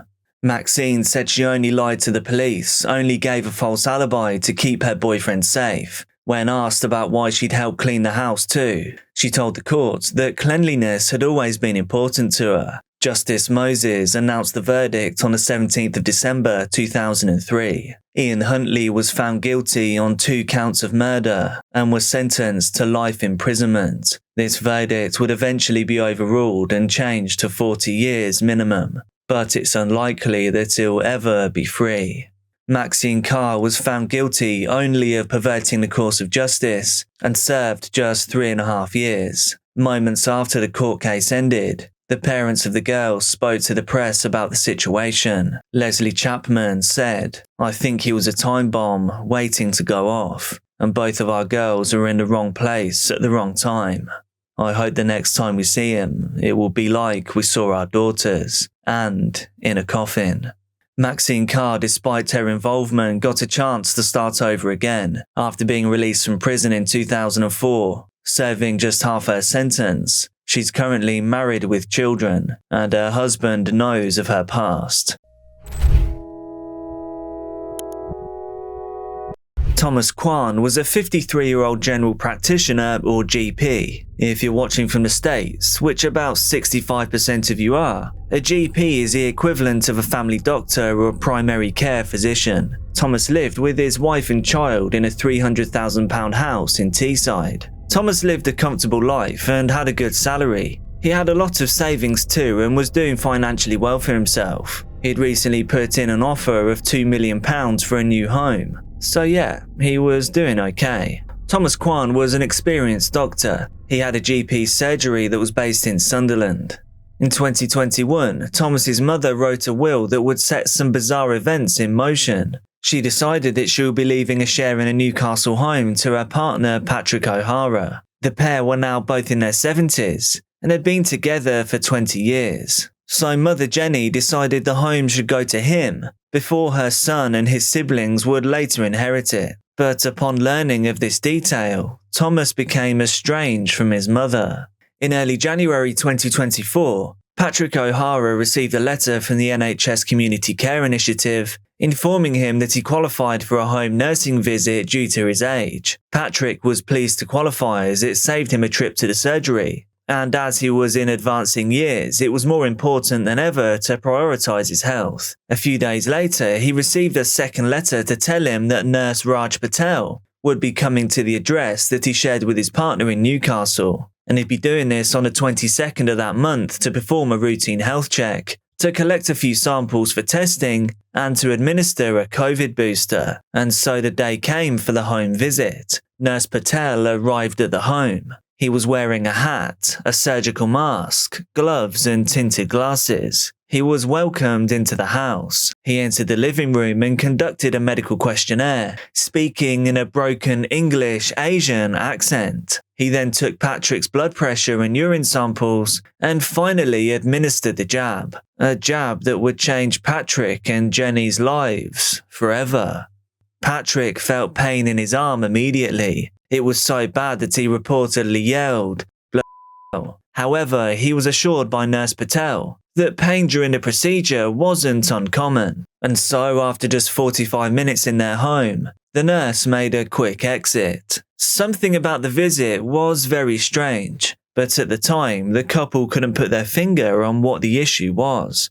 The pain in Patrick's arm got worse and worse. Bad enough, in fact, to visit the hospital. While he was there, it was determined that his pain was simply a case of it being a clumsily administered injection, and so hoping the ordeal was over, Patrick and Jenny returned home. However, the following day, the arm now had blisters, and the level of pain had increased considerably. With the unusual pain that he was experiencing, and concern growing after contacting their GP, Patrick returned to A&E with Jenny. This time, the pair showed the staff the letters that had been sent about their scheduled home appointment. But strangely, no one at the hospital had ever heard of the NHS organisation mentioned in the correspondence. Suspicions that something strange was going on began to grow. After deeming the letters as bogus, the Star quickly realised that something was very, very wrong. They immediately contacted Northumbria police.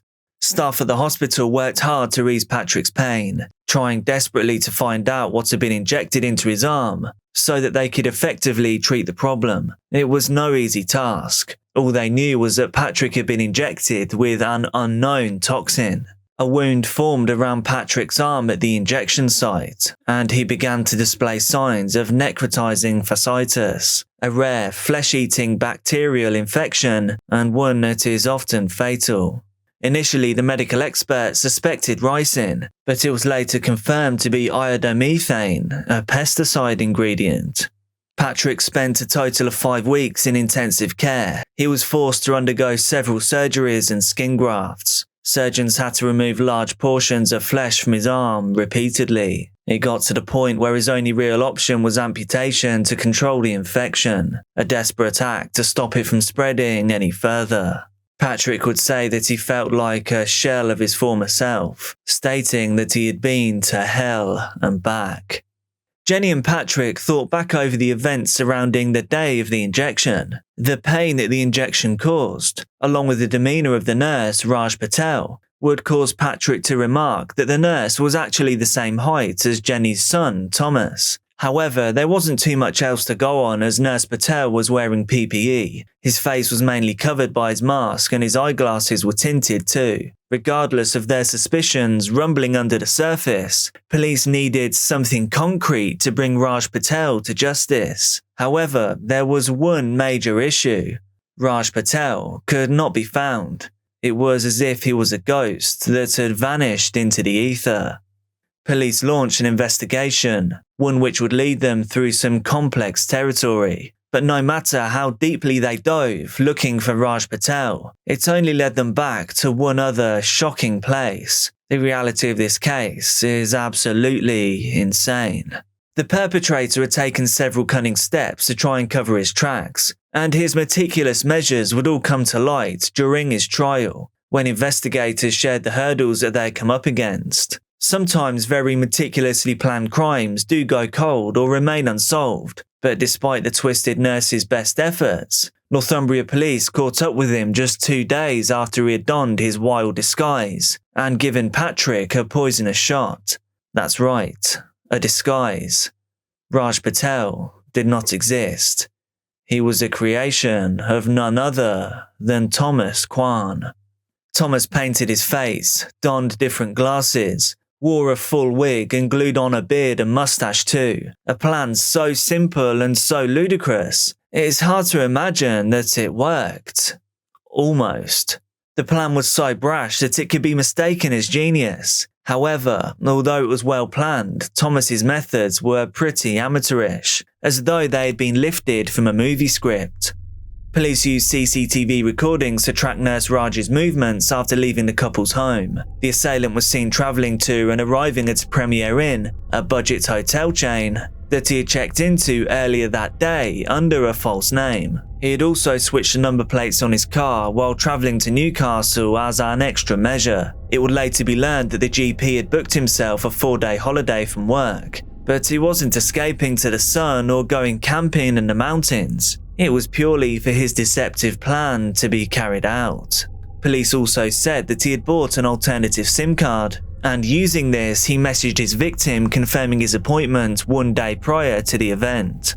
His home was descended upon in full force by police. Thomas Kwan was under arrest and in police custody. Even with his methods in place, the police were able to gather a ton of evidence against the 53-year-old GP. It's believed that Thomas had begun planning this as far back as November 2023. Kwan's colleagues must have been in utter disbelief when they learned of the lengths that the Hong Kong-born doctor went through to plan his attack, and must have been appalled by its horrific consequences. The man who worked in a trusted profession used tools that were readily available to him, and he did something unimaginable. The motives behind the once trusted health professional's decisions were fueled by one thing: greed.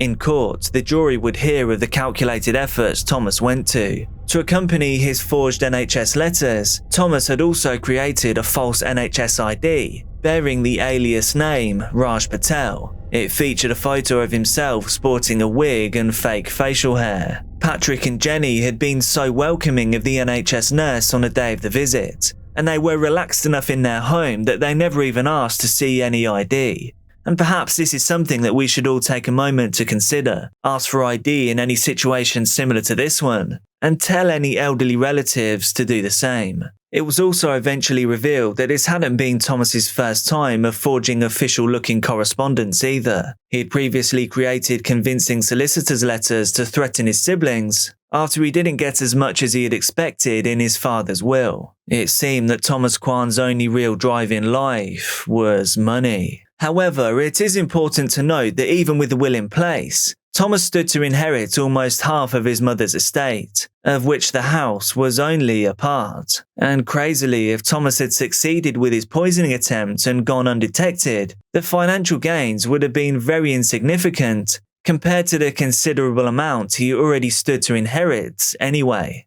Later, the jury would learn some of the more disturbing points of the case. Upon searching the GP's home, which he shared with his partner and child, authorities found that Thomas's garage was stocked with toxins. Toxins such as liquid mercury, thallium, sulfuric acid, and arsenic. There was also other equipment that could be used for producing poisons. Among the ingredients found were castor beans which contain ricin, something that I learned from Breaking Bad. Most damningly, they found a syringe containing the very same pesticide that had been used to injure Patrick. A total rookie mistake for someone who had gone to such lengths. Investigators also found that Thomas had an extensive amount of research materials, which disturbingly included manuals used by terrorists. His computer housed downloads for a poisoner's handbook, as well as a guidebook that detailed murder investigations. His digital footprint did him no favors either. His search history revealed videos for creating iodomethane, and there were in fact over 100 searches during the month of January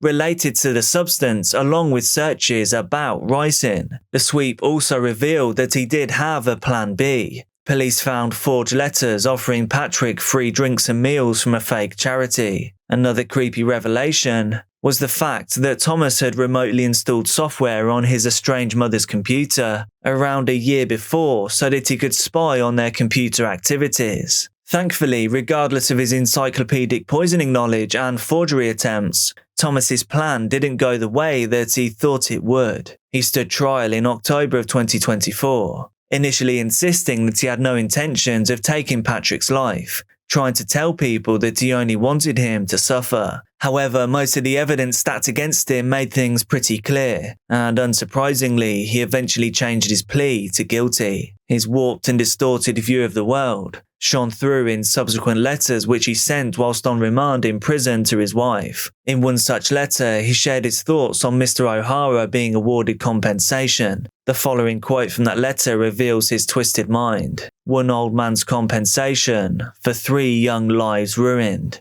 Where's the justice in that?" Thomas Kwan will no longer be able to practice medicine, and it's unlikely he will see freedom again until he's in his 70s. And we should take some comfort in the fact that Patrick still has his life, despite the countless torturous life-saving surgeries he had to endure, and all at the hands of his partner's money-obsessed son. Jenny still has the man she loves, and there is one less monster on the streets.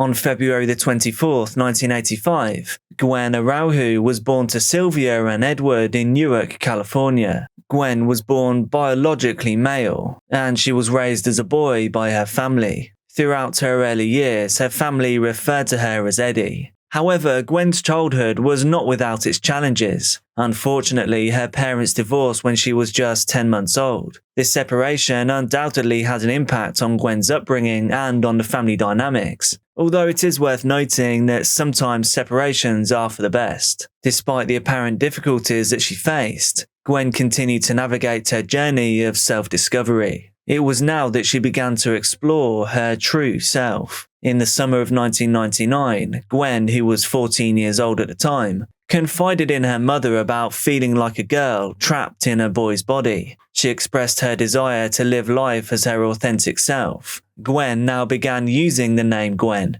inspired by her favourite singer Gwen Stefani. However, she also went by the names Wendy and Lida. Her decision to grow her hair long and undergo hormone treatment, along with planning surgery for her transition, marked a significant turning point in her life. She was now determined to embrace who she was. However, along with her journey came the harsh reality of bullying. In junior high school, Gwen faced relentless bullying due to her voice. The cruelty she endured from her peers was deeply hurtful and affected her emotionally. Despite Gwen's best efforts to stay strong, the constant ridicule did take a toll on her well-being. Recognizing the need for a fresh start, Gwen made the difficult decision to transfer to an alternative school. This new environment promised a chance for acceptance and understanding. Gwen hoped to find a community that would embrace her for who she truly was. However, the challenges didn't end there. Despite finding some respite at the alternative school,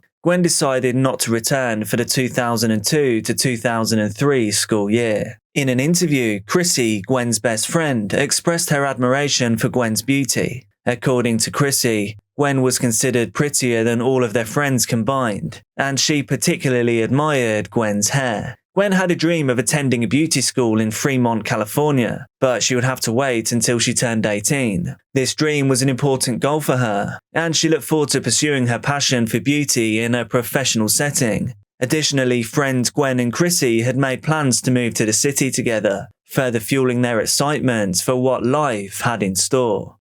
Gwen's mother, Sylvia, was well aware that her daughter's gender identity could possibly put her in danger from those who failed to understand or accept her. Sylvia, as a loving and concerned mother, made it her priority to educate Gwen about the potential dangers that awaited her in the world. She wanted her daughter to be fully aware of the risks that she may face. Sylvia's worst fear was that something terrible may happen to Gwen, and solely because of who she was.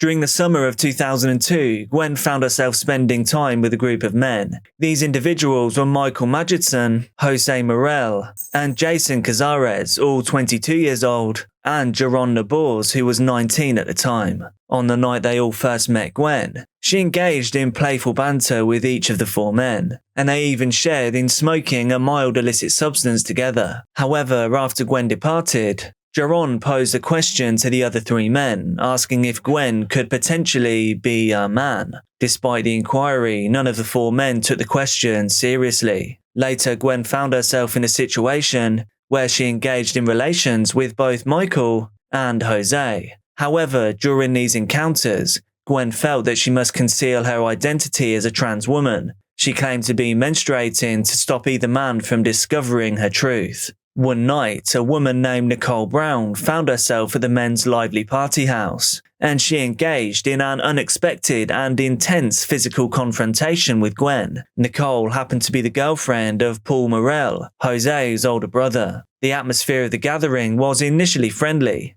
but tensions escalated when Nicole and Gwen clashed. Nicole approached Gwen with a rather unusual request. She urged her to perform a strip-tease act to reveal herself for the men present at the gathering. It was an unexpected and bold suggestion, leaving Gwen understandably taken aback. The atmosphere in the room suddenly shifted. The gravity of Nicole's words sank in, and because Gwen didn't want to do what was asked of her, the fight began. In the aftermath of the altercation, Nicole shared her thoughts and feelings about the incident. She revealed that, up until that point, everyone had believed Gwen to be biologically female. However, following their heated altercation, Nicole began to question Gwen's gender identity. She admitted that Gwen's fighting style resembled that of a male, and Nicole wouldn't let it go. Michael, Jose, Jaron, and Jason now all had a deeper discussion about Gwen. They questioned her biology and reached a collective conclusion that something bad could happen to her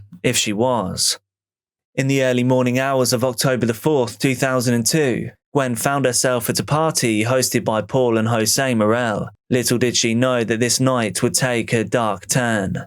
As the party progressed, tensions rose and a confrontation ensued. It was Michael who initiated this argument. He brazenly asked Gwen if she was biologically male, a question that caught her off guard. As far as she was concerned, she was simply hanging out with friends. Gwen, taken aback, denied the accusation, and she now attempted to distance herself from Michael's escalating aggression. Fearing for her safety, Gwen desperately sought an escape route from Michael's clutches, but unfortunately, her attempts were thwarted. Mike had her in the bathroom for at least 30 to 45 minutes.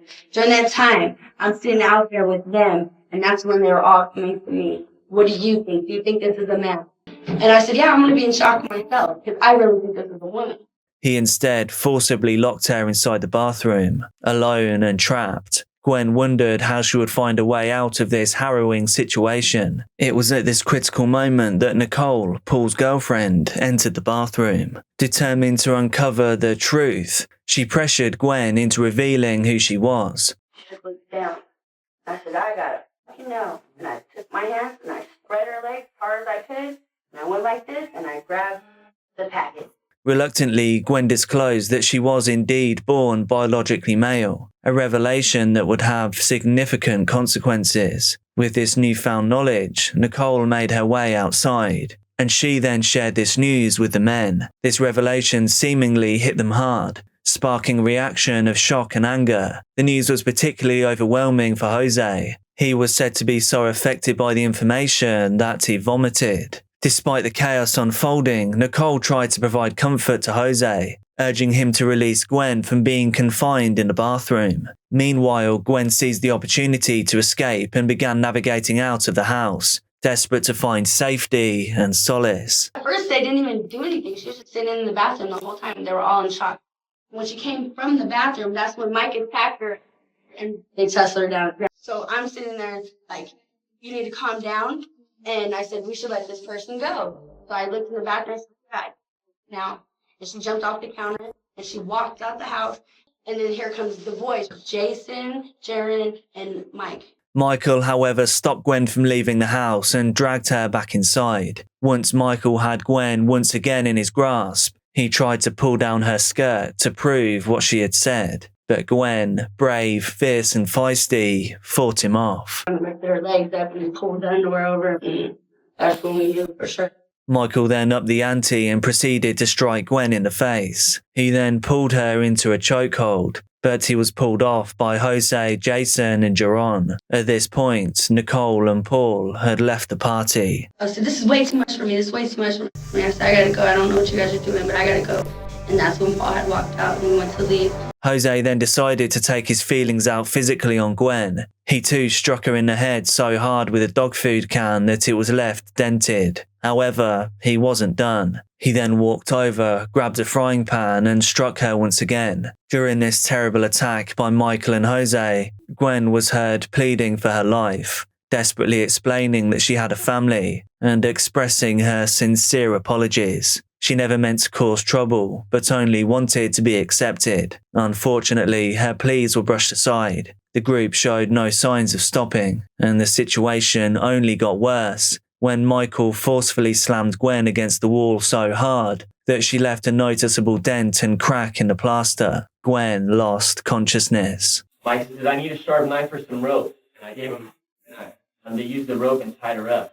And when the blanket was wrapped around her, I saw the feet tied. Okay, around the ankle? Around the ankle. And then when we put it in the truck, I saw rope around the neck. Seizing this opportunity, Michael swiftly bound her wrists and ankles, ensuring that she would remain immobilized. In a chilling act, he went on to throttle her with a rope, not releasing her until Gwen was no longer breathing. Tied the rope around her neck. Once Gwen had succumbed to this cruel fate, the men proceeded to handle her lifeless body. Devoid of any remorse, they wrapped her in a blue comforter, concealing the aftermath of their heinous act. Once the four men had wrapped Gwen in the blanket, they embarked on a journey to the Sierra Nevada mountains. Driving for 4 hours, they sought a secluded location deep in the El Dorado National Forest, near Silver Fork Road in El Dorado County. all in order to discard of Gwen. They chose a shallow grave to be her final resting place. In an astonishing display of indifference and heartlessness, the four men made an unexpected stop on their way back. They pulled into a McDonald's, as if the events that had just unfolded were inconsequential. A callous, heartless group of men. Gwen had a habit of regularly checking in with her mother. It was their way of reassuring each other and maintaining the strong bond that they had always held. However, Gwen did not return home as expected, leaving Mother Sylvia feeling increasingly anxious. What could have happened to her precious daughter? On October the 5th, 2002, Sylvia decided to take action. She now contacted the authorities to report her daughter as missing. She hoped that her call would initiate a swift response, that authorities would rush to locate Gwen and ensure her safety. Unfortunately though, Sylvia's concerns were not taken seriously by the police. Gwen, being a trans woman, quite possibly could have played a role in the authorities' dismissal of Sylvia's report. At least one of the men that carried out the terrible act was being haunted by what he had done. Jaron Nabour's, unable to contain his guilt or perhaps wanting to brag, made the grave mistake of confiding in a friend at school, telling him about his involvement in Gwen's murder. Obviously alarmed by Jaron's confession, the friend immediately took it upon himself to contact the police. Now recognizing the importance of this information, the police convinced the friend to cooperate and wear a wire, therefore capturing a conversation with Jaron. Equipped with a hidden recording device, the friend bravely engaged Jaron in a conversation, deliberately seeking to elicit further incriminating statements. Their conversation drew out the information that they needed, as Jaron ultimately admitted his role in Gwen's tragic end. Armed with this undeniable confession, the police wasted no time summoning Jaron for an interview. Now confronted with a damning recording, Jaron realized the gravity of the situation and made the fateful decision to finally tell the truth. He revealed to the police the location where Gwen's lifeless body would be found, providing them with a crucial piece of evidence, and providing Mother Sylvia with the answers that she so desperately needed.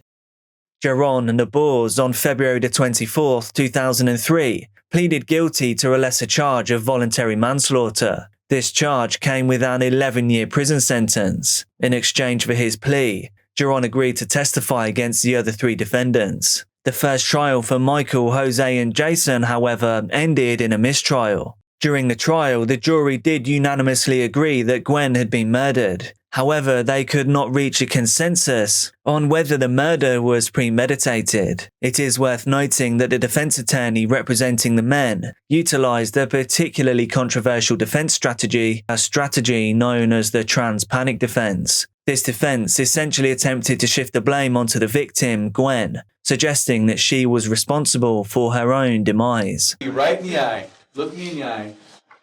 You all look me in the eye. Seriously. No, not seriously. I know that you were there when you heard that, when they started questioning him about his sexuality and what sex he was. Can't say that. You know what? I don't know. After the second trial, the jury deadlocked on Jason, unable to reach a unanimous decision. Eventually, Jason pleaded no contest to manslaughter on December 16, 2005. As a result, he was sentenced to 6 years in prison, a small price to pay for his involvement in Gwen's murder. Moving on to Michael and Jose, they were both found guilty of second-degree murder. Consequently, the two men received a sentence of 15 years to life in prison. From the bottom of my heart, I'm sincerely and truly sorry. I wish I could go back to that horrible day and erase it. This case was based entirely on lies.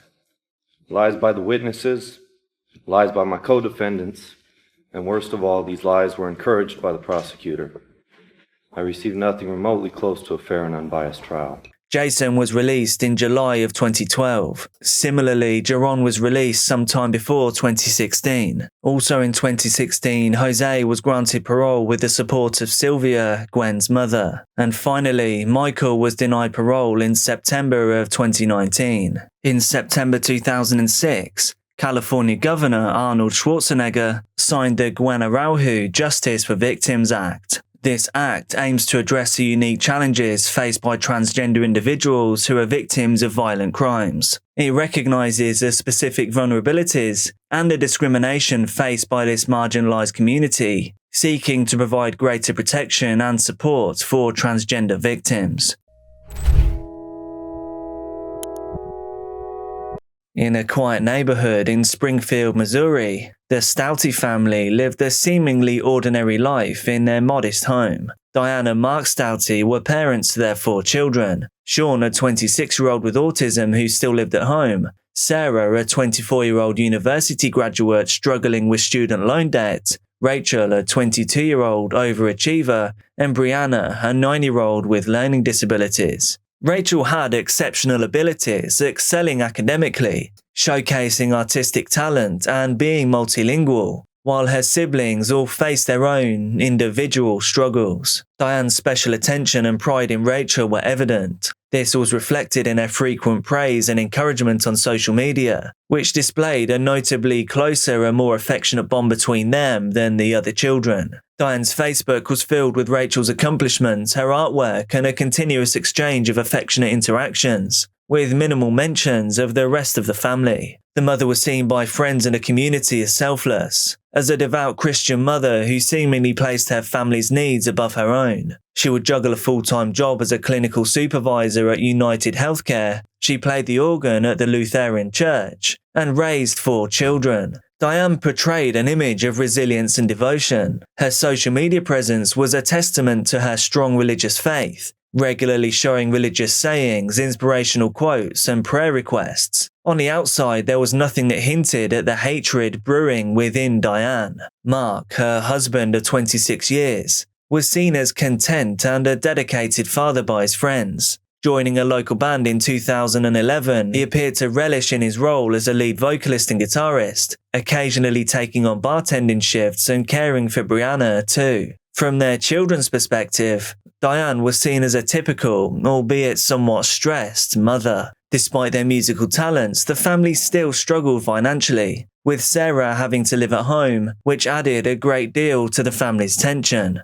In April of 2012, son Sean started posting to Facebook. These posts documented the decline of his father. He wrote, "My father is suffering from an incurable mental illness and is likely to die. My father is slowly starting to have problems with driving and accomplishing anything. When he drove a car, the car swerved a little bit. I had to help him keep the direction straight and properly turning. Then on the 5th of April, my father is so insane that don't want to be friends with him anymore. 6th of April, my father has changed from panic, aggressive and selfish to depressed. He took his car, wallet and cell phone. He said he would commit suicide rather than torment us. I don't know if I'll see him alive. He no longer cares about himself. He never truly listened to other people. If he is dead, I want to see him to make sure he is dead." Later on that day, Sean wrote, "I need a better life." And then on the 7th of April, "My father is slowly losing contact. He cares more about music and his computer than anything else, even his own welfare. My family is slowly reducing contact with my father because he no longer cares and worries about us.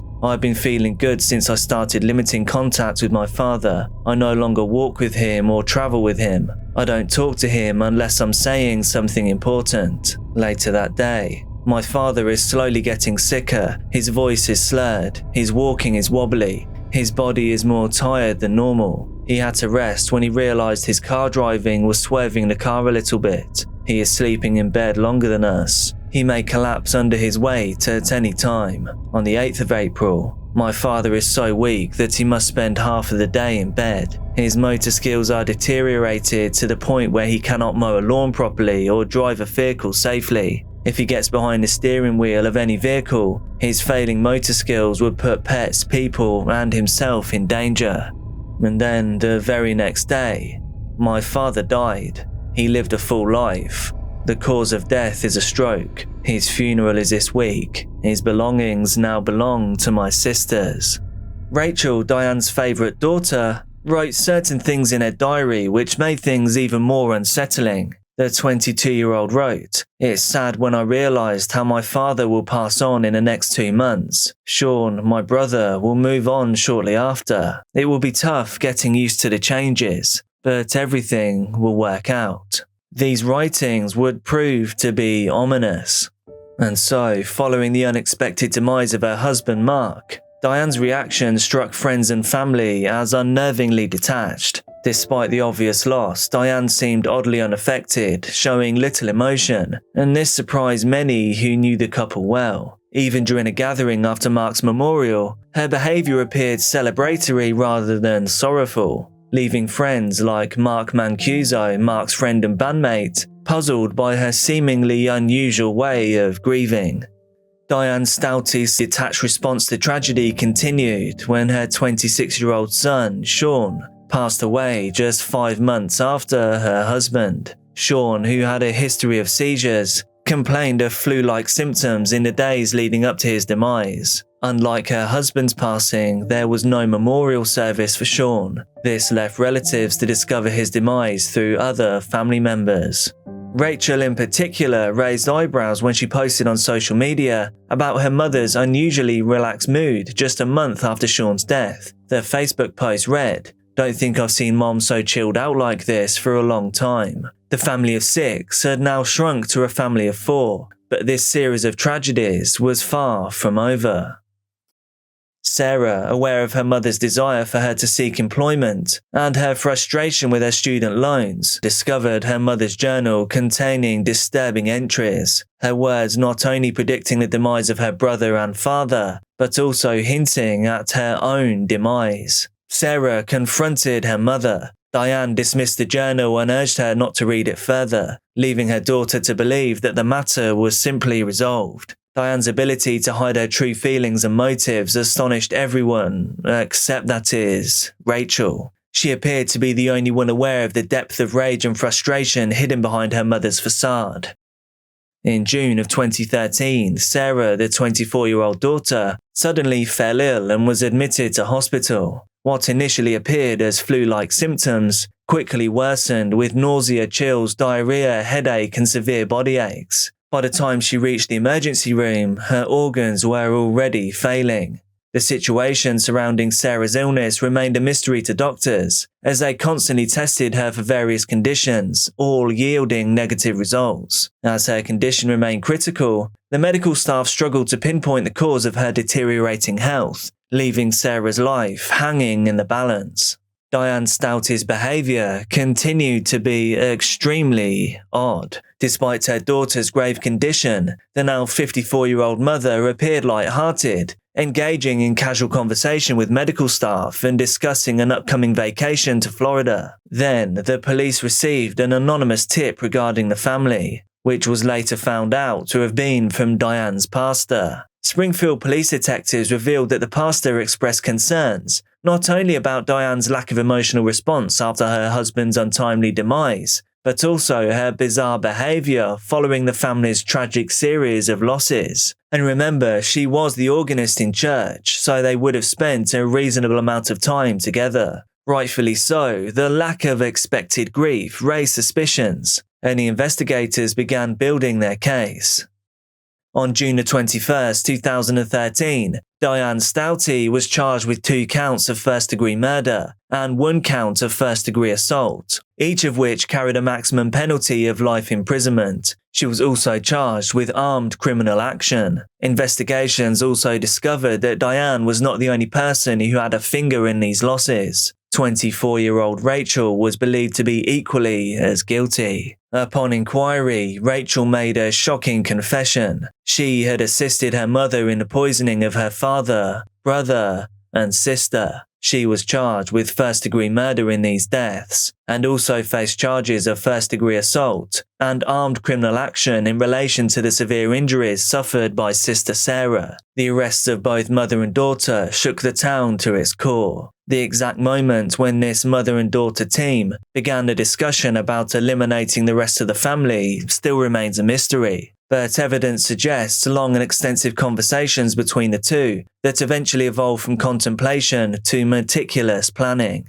The plan involved extensive research and consideration of various methods, starting with suffocation and the combination of different substances or medications, all to be used to create a lethal mixture. The pair eventually settled on using antifreeze. They even went through the trouble of buying an odorless, tasteless version from the internet to evade detection. Casually slipping this deadly substance into Mark's Gatorade, as well as in Sean and Sarah's sodas, seemed effortless. They simply had to conceal the poison in their family's favourite beverages. So how are you guys getting her the drinks without her knowing about it? She's on the computer a lot, on YouTube a lot, on sites like that a lot. And she's easily distracted. It wouldn't take much to, like, whatever drink she did have and just slip it. Is that what you did? Yeah. The first target was 61-year-old Mark, described by Diane Stouty as a source of frustration due to his lack of regular employment, as well as his alleged aggressive behaviour towards the family. What was your guys' marriage like? How can I say this? We were still married, but it was not what you call a good marriage. Mm-hmm. Have there been any infidelities on either side? He had. Yeah. So I'm guessing then, just briefly, that he wasn't the best husband? Probably not. Okay. Not to society, no. What do you mean by that, not to society? Well, he was running around and he would drink and smoke pot and... So he wasn't a very good guy, is what you're saying? Yeah. I know, I've had friends who told me I should kick him out, but I couldn't find myself kicking him out. Did Mark work at all? No. No, he didn't work? No. So what did he do then? Played music. Okay. And while Rachel didn't harbour personal hatred towards her father, she wanted to ease her mother's stress and discontent. And it was the $20,000 life insurance payout after Mark's demise that seemed to significantly lift Diane's spirits, and this money led to the family's relocation to a nicer home. However, Mark's murder seemed to trigger something in Diane. She quickly began plotting the end of her 26-year-old son, Sean. Despite Sean's inability to live independently due to his autism and seizures, it was his personality that had become intolerable to Diane. She viewed him as a nuisance, considering him worse than a pest. An opinion that sealed his fate in the scheme devised by his own mother and sister. Rachel, however, was not on his mother's side when it came to Sean. She disagreed with Diane and suggested that they simply place Sean in an assisted living facility instead. But her concerns were overruled by Diane. Sean suffered similar symptoms to his father before his death in September of 2012. Yet somehow, no suspicions really arose. The mother-daughter duo delayed poisoning Sarah until June of 2013, citing Sarah's perceived lack of effort in finding employment, along with her idle activities as reasons for her potential demise. Diane, tired of being the sole provider and uninterested in paying off Sarah's student loans, had grown more and more motivated to eliminate her daughter.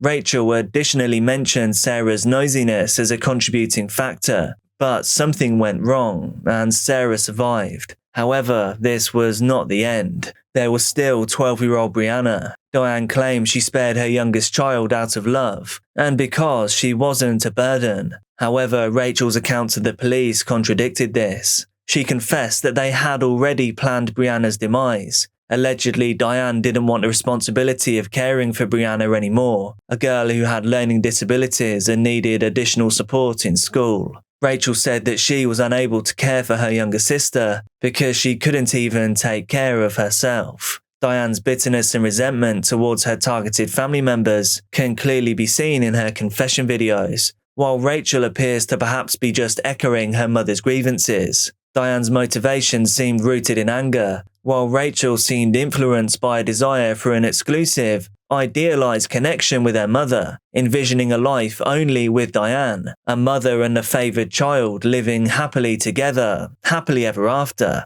Even during her confession, Diane displayed minimal genuine remorse or regret for her actions, and love appeared to be noticeably absent. The nature of Diane's relationships with Rachel raised questions. Diane seemed to value what Rachel offered her: adoration, sympathy, and the illusion of a successful parent. However, grooming a child to be a partner in crime, especially against her own family, is clearly completely contradictory with parental love. Diane's willingness to potentially sacrifice Rachel's future to fulfill her own desires underscores the troubling and manipulative dynamics within their relationship. For Diane Stouty, her attempts to hide her involvement in a tragic event initially succeeded. No apparent suspicion fell upon her even after the third family member fell critically ill. However, the observations, combined with other evidence from police reports, from witness statements and medical records, eventually uncovered the truth. Diane Stouty took an Alford plea. In an Alford plea, the defendant asserts her innocence, but acknowledges that the prosecution has enough evidence to potentially convince a judge or jury of their guilt. The court treats the plea as a guilty plea and proceeds with sentencing as if the defendant had pled guilty. Diane was sentenced in 2018 to life in prison without the possibility of parole. Rachel Stouty pleaded guilty to second-degree murder in 2015, entering into a plea deal where she agreed to testify against her mother. She received 2 life terms with the possibility of parole after 42.5 years. What's really amazing is that despite of the bad, that there are those who choose to forgive the ones who hurt them.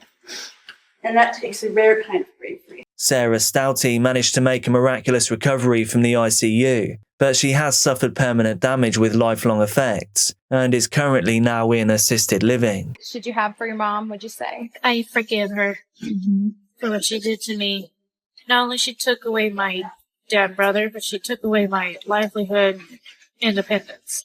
Both mother and daughter have filed motions to vacate their pleas, a move met with silence from their legal representatives. They further await developments in the legal process. Diane Stouty, despite confessing to the police, is now denying any involvement in the poisonings. She expressed apologies for the suffering that her family endured, but denied any part in the poisoning actions that led to their demise. Diane even hinted at being poisoned herself, although there is no evidence supporting her claim. However, the detectives responsible for the case clarified that the evidence points to Diane and Rachel as definitely being the individuals responsible for this case, and refuted any additional involvement from anyone else.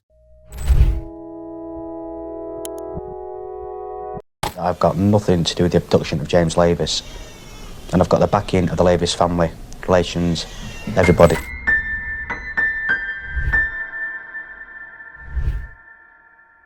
Jamie Aaron Lavis was born on the 16th of March 1989. The fact that Jamie was born a healthy little boy was just short of a miracle.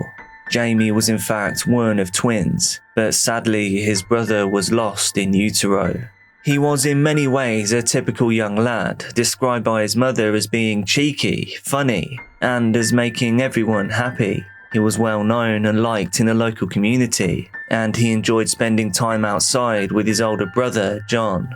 The Lavis family are from the suburb of Openshaw in Greater Manchester. It is a working-class area near the centre of the city. While at the time the suburb was considered a little rough, it was common for children to be playing out in the streets most days. Jamie was known for being mischievous, playful and boisterous, and in an interview with a local news station, his mother, Karen, recounted how he would have breakfast with his father, John, at 6 a.m. after the hard-working man had gotten in from his night shift, and then go on to win a second helping. He'd simply tell her that he hadn't eaten yet. She lovingly called him comical, a proper character. His sister described him as cute and sweet, with a smile that melted people's hearts. Jamie was one of 5 children, and despite his endless energy, he never strayed too far. For instance, as he was afraid of the dark, he was always home by tea time. However, on May the 5th, 1997, which was a national bank holiday, Jamie strangely failed to return home for tea. It was a particularly grey and wet day, and his mother was immediately alarmed. She knew that her boy would never come home late, and he loved his food. Jamie's father arrived home a few hours later, and he was initially reluctant to panic. He tried to keep his wife calm, claiming she was being overly sensitive, but by the time 9 p.m. and then 10 p.m. rolled around, the whole family knew that something was very, very wrong. They all went out looking for him. They felt especially concerned because Jamie was pretty small. Although he was 8 years old at the time, his clothing size was aged 5 to 6 and he was only 4 foot tall. Remember, he was one of twins. His family worried that he was too small to defend himself against other kids, let alone anyone bigger. The Lavis family searched for hours, but Jamie was nowhere to be found. The seeds of concern grew quickly into a huge, dark, imposing fear. So eventually, they called the police. And so unfolded one of the more disturbing cases in Manchester's long history. Neighbourhood search parties took to the streets, and very soon local news shows were involved. The Lavis family begged for Jamie's safe return. If anybody out there knows where Jamie is or is giving him food, please just get in touch with the police. Everybody's waiting for him to come home. Now, Jamie's described as being small for his age.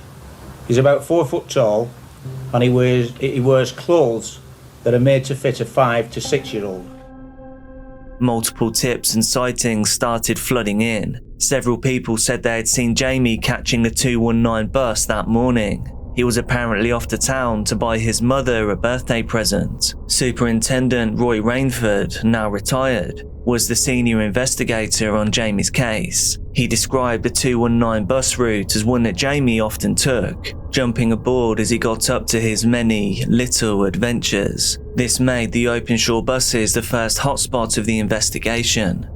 The particular bus route stopped near several derelict houses that children used to play in. This concerned Rainford because it meant there were many abandoned buildings to search through, and that there were ample empty spaces to hide something nefarious. CCTV footage showed that Jamie had in fact entered the bus station at around 10:30 a.m. that morning, but this was the last footage that they could find. It was almost as if from the bus station, Jamie vanished into thin air. The hours rolled on. The investigation seemed to be leading nowhere. The Lavis family were becoming more and more distraught, until a glimmer of hope. Around 24 hours after Jamie's disappearance, a local bus driver approached the family. He informed them that Jamie had been on his bus the day that he went missing. He even confirmed that Jamie was wearing a dark blue Reebok tracksuit. And, grateful for the first lead of the case, the family felt that this man could be the key to bringing Jamie home. Darren Vickers, a 28-year-old bus driver, was the last person to see Jamie before he vanished in May of 1997. Darren only lived a few houses down from the Lavis family, and he told the police that Jamie had spent all day on his bus the day that he went missing. He also said that Jamie had purchased a day saver ticket, a ticket that gives you unlimited travel within a certain area, and that he eventually got off at the Ashton bus station near their home. The family were frantic and desperate for answers, and Darren was the closest tie they had to their missing son. Soon, Darren began integrating himself into the family's lives, spending days on end in their home to help with the investigation. He claimed that he felt guilty, having been the last point of contact with Jamie. He felt that he had a responsibility to the family and to Jamie, so the Lavis family embraced him as a good Samaritan, as someone who was both willing and able to help them when they needed it the most.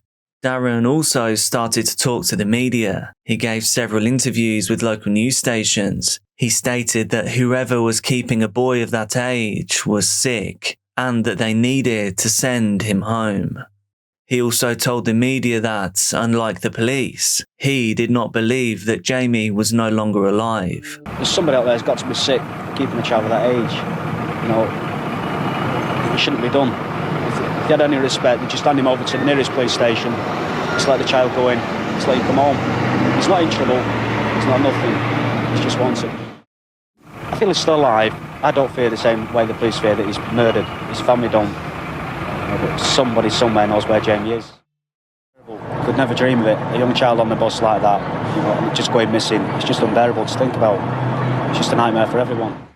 We just got close. It's like one big close family now because we've been out virtually 24 hours a day. All of us involved looking for Jamie. He even took part in a police reconstruction of the day that Jamie went missing.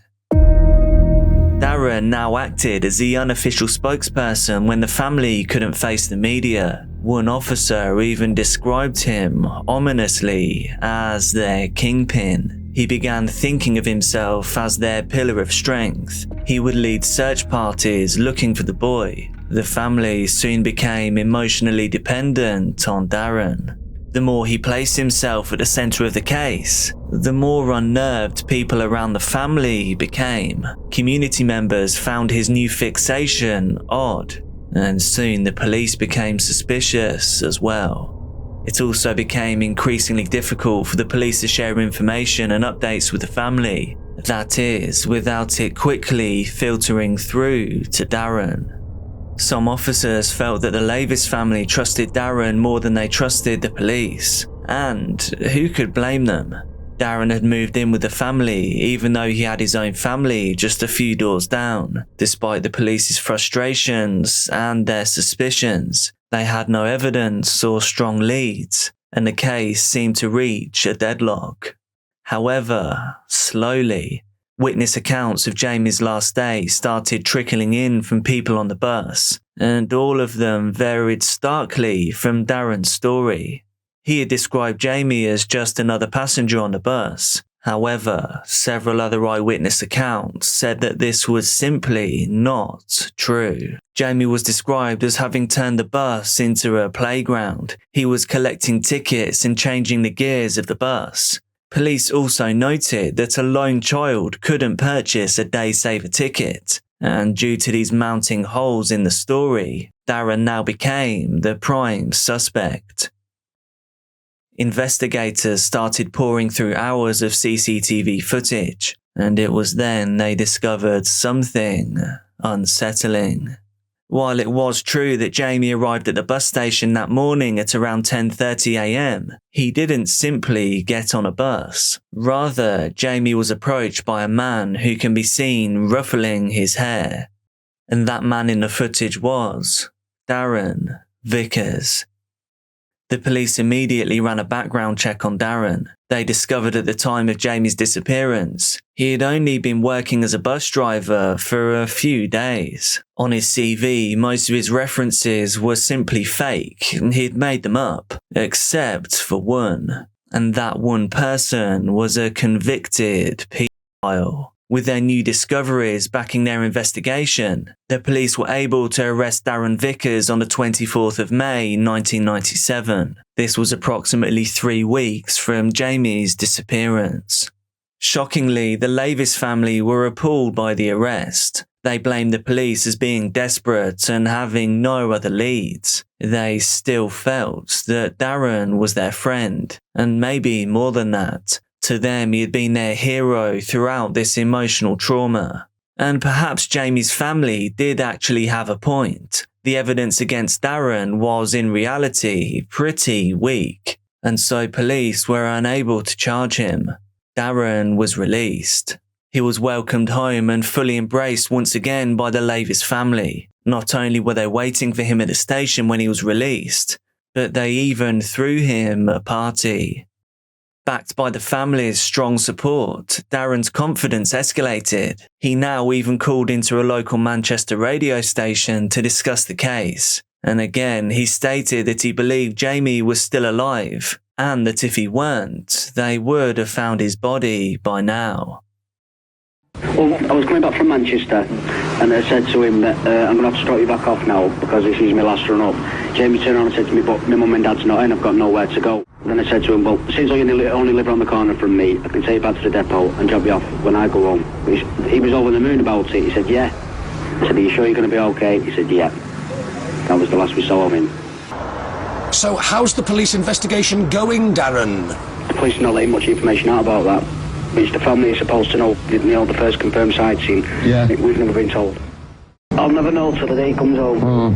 I still believe he's alive. If the case was what the police are making out to be, if the case was he was dead, around where they're looking, they'd have found him by now. Darren's behaviour was starting to rouse suspicion from those close to the case, but still seemingly not with Karen or John. Darren then shockingly invited a camera crew into the Lavis family's home. This was all an attempt to clear his name. In the clips, he can be seen explicitly stating, "I've got nothing to do with the abduction of James Lavis. I've got the backing of the Lavis family, relations, everybody." And so the investigation rolled frustratingly on. I've got nothing to do with the abduction of James Lavis. And I've got the backing of the Lavis family, relations, everybody. In a stroke of luck, a few months later, Darren Vickers was arrested for outstanding driving offences and kept in prison for 10 weeks. This finally gave the police time to focus on the investigation without Darren's interference. Jamie's family can now be spoken to by the police in peace. Perhaps this distance would generate some new information, and it did. Before his arrest, Darren would take Jamie's older brother, John Jr., on day trips on several bus routes. Since John Jr. and Jamie were similar sizes and close in age, police came to believe that Darren was trying to elicit false sightings, confusing the case even further and putting distance between himself and Jamie. Darren had also used the scanner to track police reports. He would show up at possible sightings with Jamie's mother. This behaviour was disruptive, to say the least. Most importantly at this time, with Darren in jail, the police could access the Lavis family free from Darren's manipulative hold. At this time, the Lavis family started to reconsider their relationship with Darren. And by October, the police finally had enough circumstantial evidence, along with the family's new backing, to arrest and charge Darren Vickers with the abduction of Jamie Lavis. Still though, investigators were determined to charge Darren with murder as well. Even though he was already under arrest, they continued the frantic search for Jamie's body. It was now that they received several tips that Darren had been to a particular part of a park called Reddish Vale. And shockingly, not only had Darren been to the park, but according to Sergeant Rainford, he had brought several children to the park at midnight. These children recognised Darren from the media appearances that he had placed himself in, and they then went to the police. The children said that Darren showed them a picture of Jamie. He then pointed whilst claiming to see him. This understandably scared the children, and they ran away, frightened. It was also reported that Darren brought Jamie's older brother John Jr. to the same spot in the park. He then gave him a cigarette and told him, "This is where your Jamie is, and if you don't behave yourself, I'll throw you in." Finally, near to where Darren had brought the children and Jamie's own brother, situated in a dense and overgrown part of the park, just off of the footpath, police found an item of children's clothing. It was the tracksuit bottoms that Jamie had been wearing on the day that he went missing. Investigators took the clothing for forensic testing and, carefully wrapped inside an item of clothing, they found a small jawbone. Other bones were found scattered around the park. DNA testing of milk teeth proved that the remains did belong to Jamie Lavis. Darren was now charged with abduction and murder. Police believe that after his shift, Darren lured Jamie into his car. He then violated him and ended his short time on this earth. Darren pled not guilty. During the trial, he claimed that Jamie's father was in fact the murderer, and that he himself was having an affair with Jamie's mother Karen, and that she was carrying his child. Karen was indeed pregnant at the time. She was forced to take a blood test to prove that the baby was not fathered by Darren. Darren's defense was, it turns out, totally fabricated. He was unanimously found guilty, Darren Vickers was charged to life in prison with a minimum term of 25 years. But even still, his vile manipulation and fascination with the media knew no bounds. He now confessed to the murder and violation of Jamie Lavis. However, he then contacted the media just a few days later and publicly retracted his confession. Several officers that worked on the case believed that Darren Vickers would have gone on to become a serial killer were he not imprisoned. Darren was up for parole in 2023, but he was thankfully refused. Tragically, Jamie's older brother, John Jr., ended his own time on this earth at age 31. The Lavis family think of Jamie every day, and Mother Karen still writes poems about her son to this very day. Eliza Fletcher was born November the 9th in 1987 to Beasley and Adele Welford in Memphis, Tennessee. Luckily for her, she grew up more privileged than most. Her grandfather, Joe O'Grill III, founded a wholesale hardware business with an annual income of over $3 billion. That sort of financial backing allowed Eliza to pursue her passions freely. She loved exercise, fitness, as well as children, and all of these combined would eventually turn that love into a career. She graduated from Hutchinson School in Memphis in 2006 and went to Baylor University, earning a bachelor's degree in exercise and sports science. Eliza later earned a Master of Arts from Belmont University for elementary education. After graduation, Eliza began her career teaching kindergarten based at Promise Academy in Nashville, where she also coached soccer. In 2021, she moved to Mary's Episcopal School in Memphis. Running was a huge part of Eliza's life. In fact, you could probably say she was obsessed with it. She ran early in the morning nearly every day of the week, and she didn't take breaks even on vacation. After she met her soon-to-be husband, Richard Fletcher, she would also go running with him. Eliza and Richard were active members of the Second Presbyterian Church, and according to their pastor, George Robinson, he called their zest for running and athletics an inspiration for all. And at that very church, they were wed on March the 8th, 2014. After getting married, the newlywed couple had 2 children. In 2019, Eliza put her lifelong dedication to running to the test. She finally participated in the St. Jude's Marathon. She finished with a time of 3 hours 26 minutes and 9 seconds, marking her the 22nd fastest woman and earning her a spot in the Boston Marathon. Memphis, home of blues music and the birthplace of rock and roll, is the second largest city in Tennessee and one of the best places to live in America. It has an incredible music scene, amazing food, a few top-rated universities, and a blossoming job market. It is home to over 600,000 diverse people from various cultural backgrounds. But the city does have its faults. Chief among them is its high crime rate. In fact, it has the highest crime rate of any city in America. There is a shocking 1 in 40 chance that you can become a victim of a violent crime, and that really sets the scene for this case. On Friday, September 2nd, 2022, Eliza left her house for a run at around 4:20 a.m. She left for her early morning jog that she went on almost every day. It started at Central Avenue and Belvedere Street, before cutting down to Zach Curlin Street and back towards Belvedere. It was an 8.2-mile path, and she was just around the intersection of Central Avenue and Zach Curlin Street on the University of Memphis campus when something strange happened. Over the years, Eliza must have taken this path hundreds of times, and she was extremely athletic too, so she wasn't particularly worried about defending herself. But Eliza hadn't counted on a GMC Terrain following her, nor on the unstable man inside the car.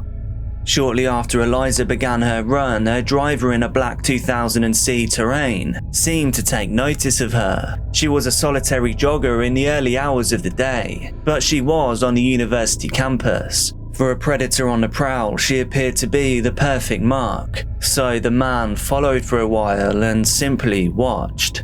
Eliza held a steady pace, and the man, bored of watching, eventually sped past her and waited up ahead. He was preparing to carry out his dastardly plan.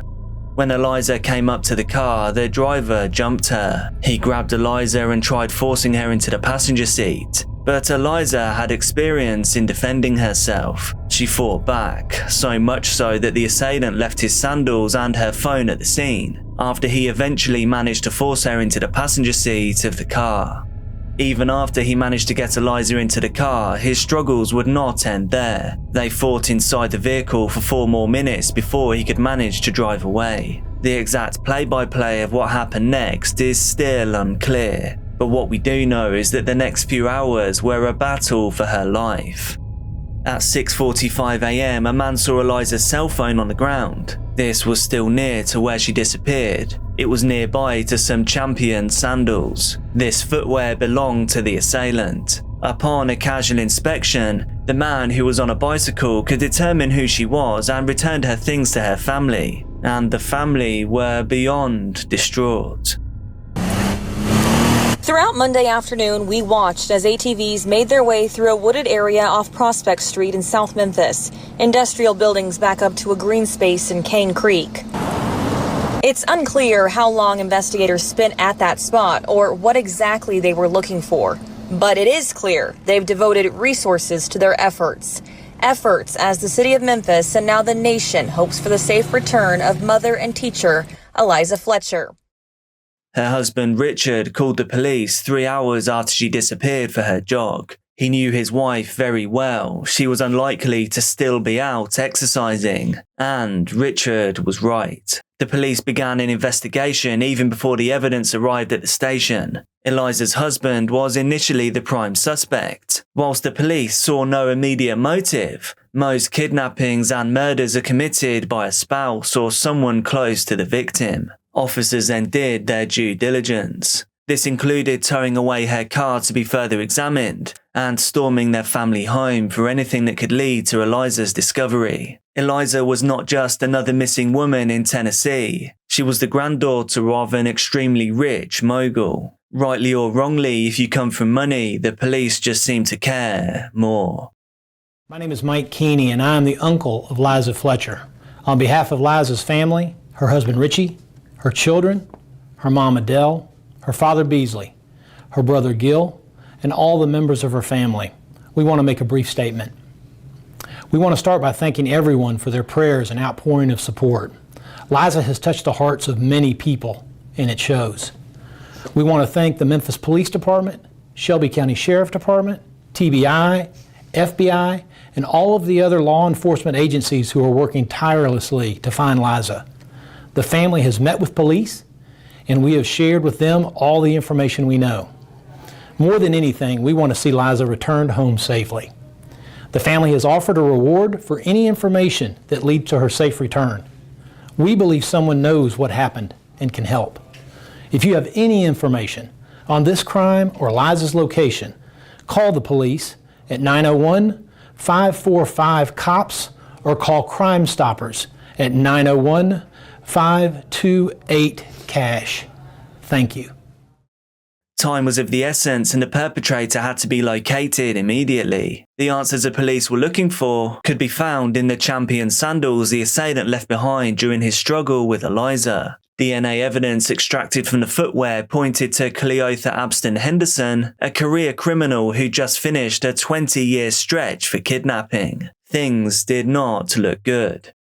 His criminal career all started in June of 1995 when he was just 11 years old. He was charged with the theft of items under $500. In October of 1995, he attempted burglary. In October of 1996, he stole again. And in 1997, he was arrested for theft, for aggravated assault, evading arrest and violation of curfew. He also had a truancy charge in November that year, and in May 1998, he was arrested for the possession of illicit substances and paraphernalia. By June, he caught his first intimate assault charge. And in December of 1999, He was arrested for theft and would enjoy a repeat of that charge in April of 1999. He was arrested for another charge of theft. From this point on, Cleotha's behaviour only got worse. Later, he was caught trespassing, and then he was charged with another theft. He was arrested for 4 counts of aggravated assault and for evading arrest once again. It was quite the miracle that it took this long for Cleotha to be put behind bars.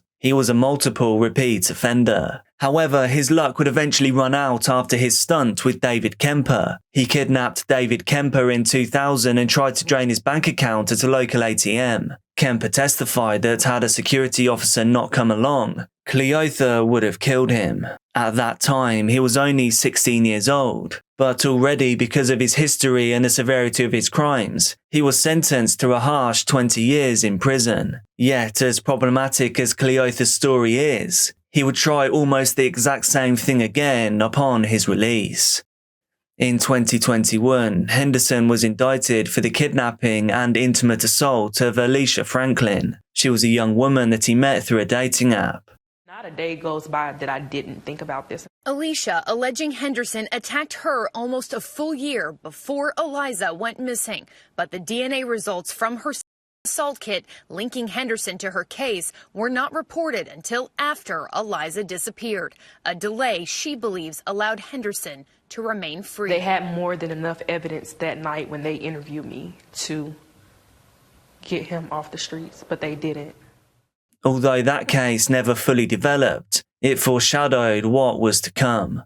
When the police checked the CCTV around the area where Eliza's effects were discovered, they witnessed a shocking kidnapping. Stomachs churned as they viewed the tape. Doing so, they were able to deduce the year, make and model of the car, as well as its license plate. The car was registered to one Gwendolyn Brown, a woman who, when questioned, insisted she was not Cleotha's girlfriend and had nothing to do with this situation, though she refused to clarify the nature of their relationship, even to the police. All that was clear was that she loaned Cleotha the car on the morning that Eliza was murdered. All that was clear was that she loaned Cleotha the car on the morning that Eliza disappeared. But the police didn't need that evidence to build a case against him. Cleotha's DNA and video evidence proved that he was in contact with Eliza and forced her into the vehicle. To better establish his connection with this attack, the police pinged his cell phone and discovered his location on September the 2nd. They found Cleotha and the GMC terrain he used some distance from his house. He had partially wiped down the car with floor cleaner in an attempt to destroy DNA evidence. He was also washing his clothes in the sink of their home. This was according to his brother, Mario. Cleotha was in his house when the police came knocking. When he tried to run, he was swiftly apprehended. Upon inspection of the car, the police were able to retrieve evidence that Eliza had been seriously hurt inside of the vehicle. They charged Henderson with aggravated assault, theft, and fraudulent use of a credit card, the previous 2 crimes he'd allegedly committed the day before. Today is a very sad day in the city of Memphis. First, I'd like to express our sincere condolences to the family, friends, and numerous others who have been impacted by the tragic and heinous kidnapping of Eliza Fletcher. Yesterday evening, September 5th, at approximately 5:07 p.m., the Memphis Police Department and other law enforcement partners discovered the remains of a human body, in the rear of a vacant duplex apartment at the 1600 block of Victor Street. At that time, it was believed the unidentified body could possibly be the remains of kidnapping victim Eliza Fletcher.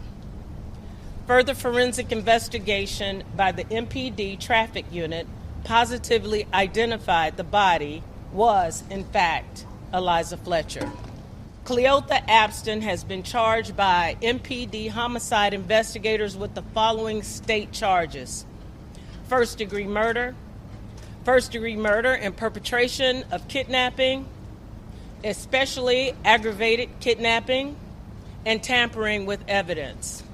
In addition, Abston has been charged with the following unrelated offenses: identity theft, theft of property, and credit card fraud. While the outcome of this investigation is not what we hoped for, we are nonetheless pleased to remove this dangerous predator off the streets of Memphis. Eliza's body was sadly found on Monday, September the 5th, 2022. It was around 5:07 p.m. and was found by the Memphis police and other state departments. Her body was near an abandoned duplex. It was concealed by tall grass on Victor Street, South Memphis. A pair of purple Lululemon shorts were recovered from a nearby trash can. They matched those Eliza had been wearing the day before. The duplex was about 1.5 miles away from Cleotha's former residence. Henderson was charged with the first-degree murder of Eliza Fletcher. Eliza's 2 young children would now be forced to grow up without a mother. The collaboration and cooperation amongst all of our partner agencies was nothing less than symphonic. We were there as teams from the Memphis Police Department, the Shelby County Sheriff's Office, FBI, ATF, and U.S. Marshal's Office fanned out across city over multiple days, trying to find Fletcher, quickly processing evidence, working to get answers in her disappearance. I had the opportunity to go to the command center over the course of the weekend, and I saw with my own eyes the seamless cooperation among all of them. This just goes to show that it's one team, one mission. We made.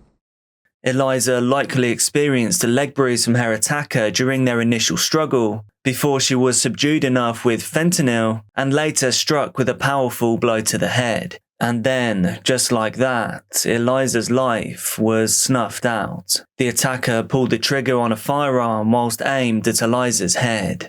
Let's take a look at the map together. Eliza Fletcher was abducted at 4:20 a.m. in the morning on Friday, September 2nd. From the intersection of Central Avenue and Zach H. Curlin Street near the University of Memphis campus. Her body was located by law enforcement at an abandoned home, which was about 7.5 miles away from where she was abducted, and this is in South Memphis.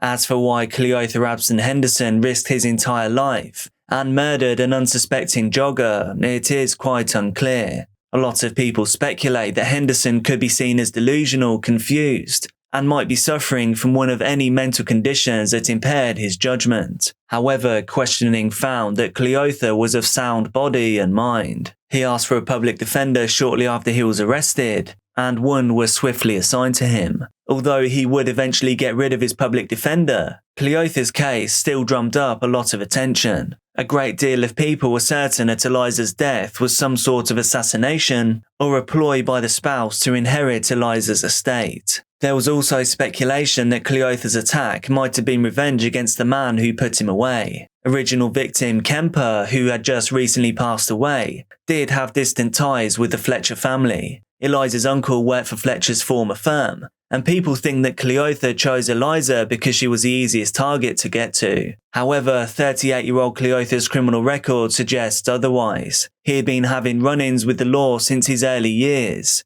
and his crimes only seem to have escalated.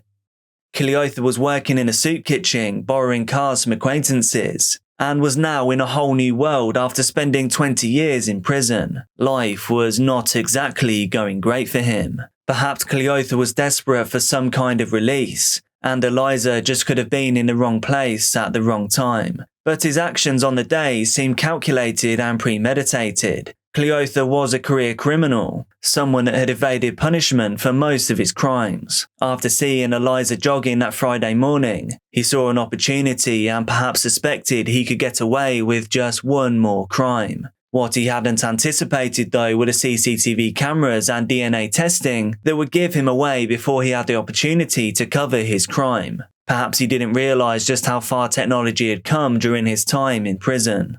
At the time of this video being recorded, Cleotha Abson Henderson's trial has still not begun. However, jury selection is now underway. At this time, he's been under arrest for over 1 year. His bail is set at $2.2 million, and his trial date keeps being pushed back time and time again as prosecutors and defenders push from both sides. Cleotha replaced his public defendant with a private attorney, someone who represented several high-profile defendants in Shelby County over the years. Shelby County District Attorney Steve Mulroy has always been a staunch critic of the death penalty, but he has announced that he will pursue it against Cleotha. Factors that allow for the death penalty in the state of Tennessee cover killings that were heinous, atrocious and cruel, and everything that the prosecution has unearthed during his case seems to have painted Cleotha to be all three of these things.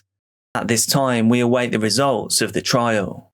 I wouldn't normally cover a case that was not yet closed. However, because of the presence of DNA, and the fact the event was captured on CCTV, the case appears to be open and shut. All we are now really waiting for is the sentence. It is widely believed that Cleotha will never see freedom again, and possible that his life will be taken by the state. Please do let me know your thoughts on this case down in the comments, and let me know what you think can be done to avoid something like this happening again in the future. And if you appreciate what I'm doing here, please do hit that like button. Be careful out there, and I'll see you soon.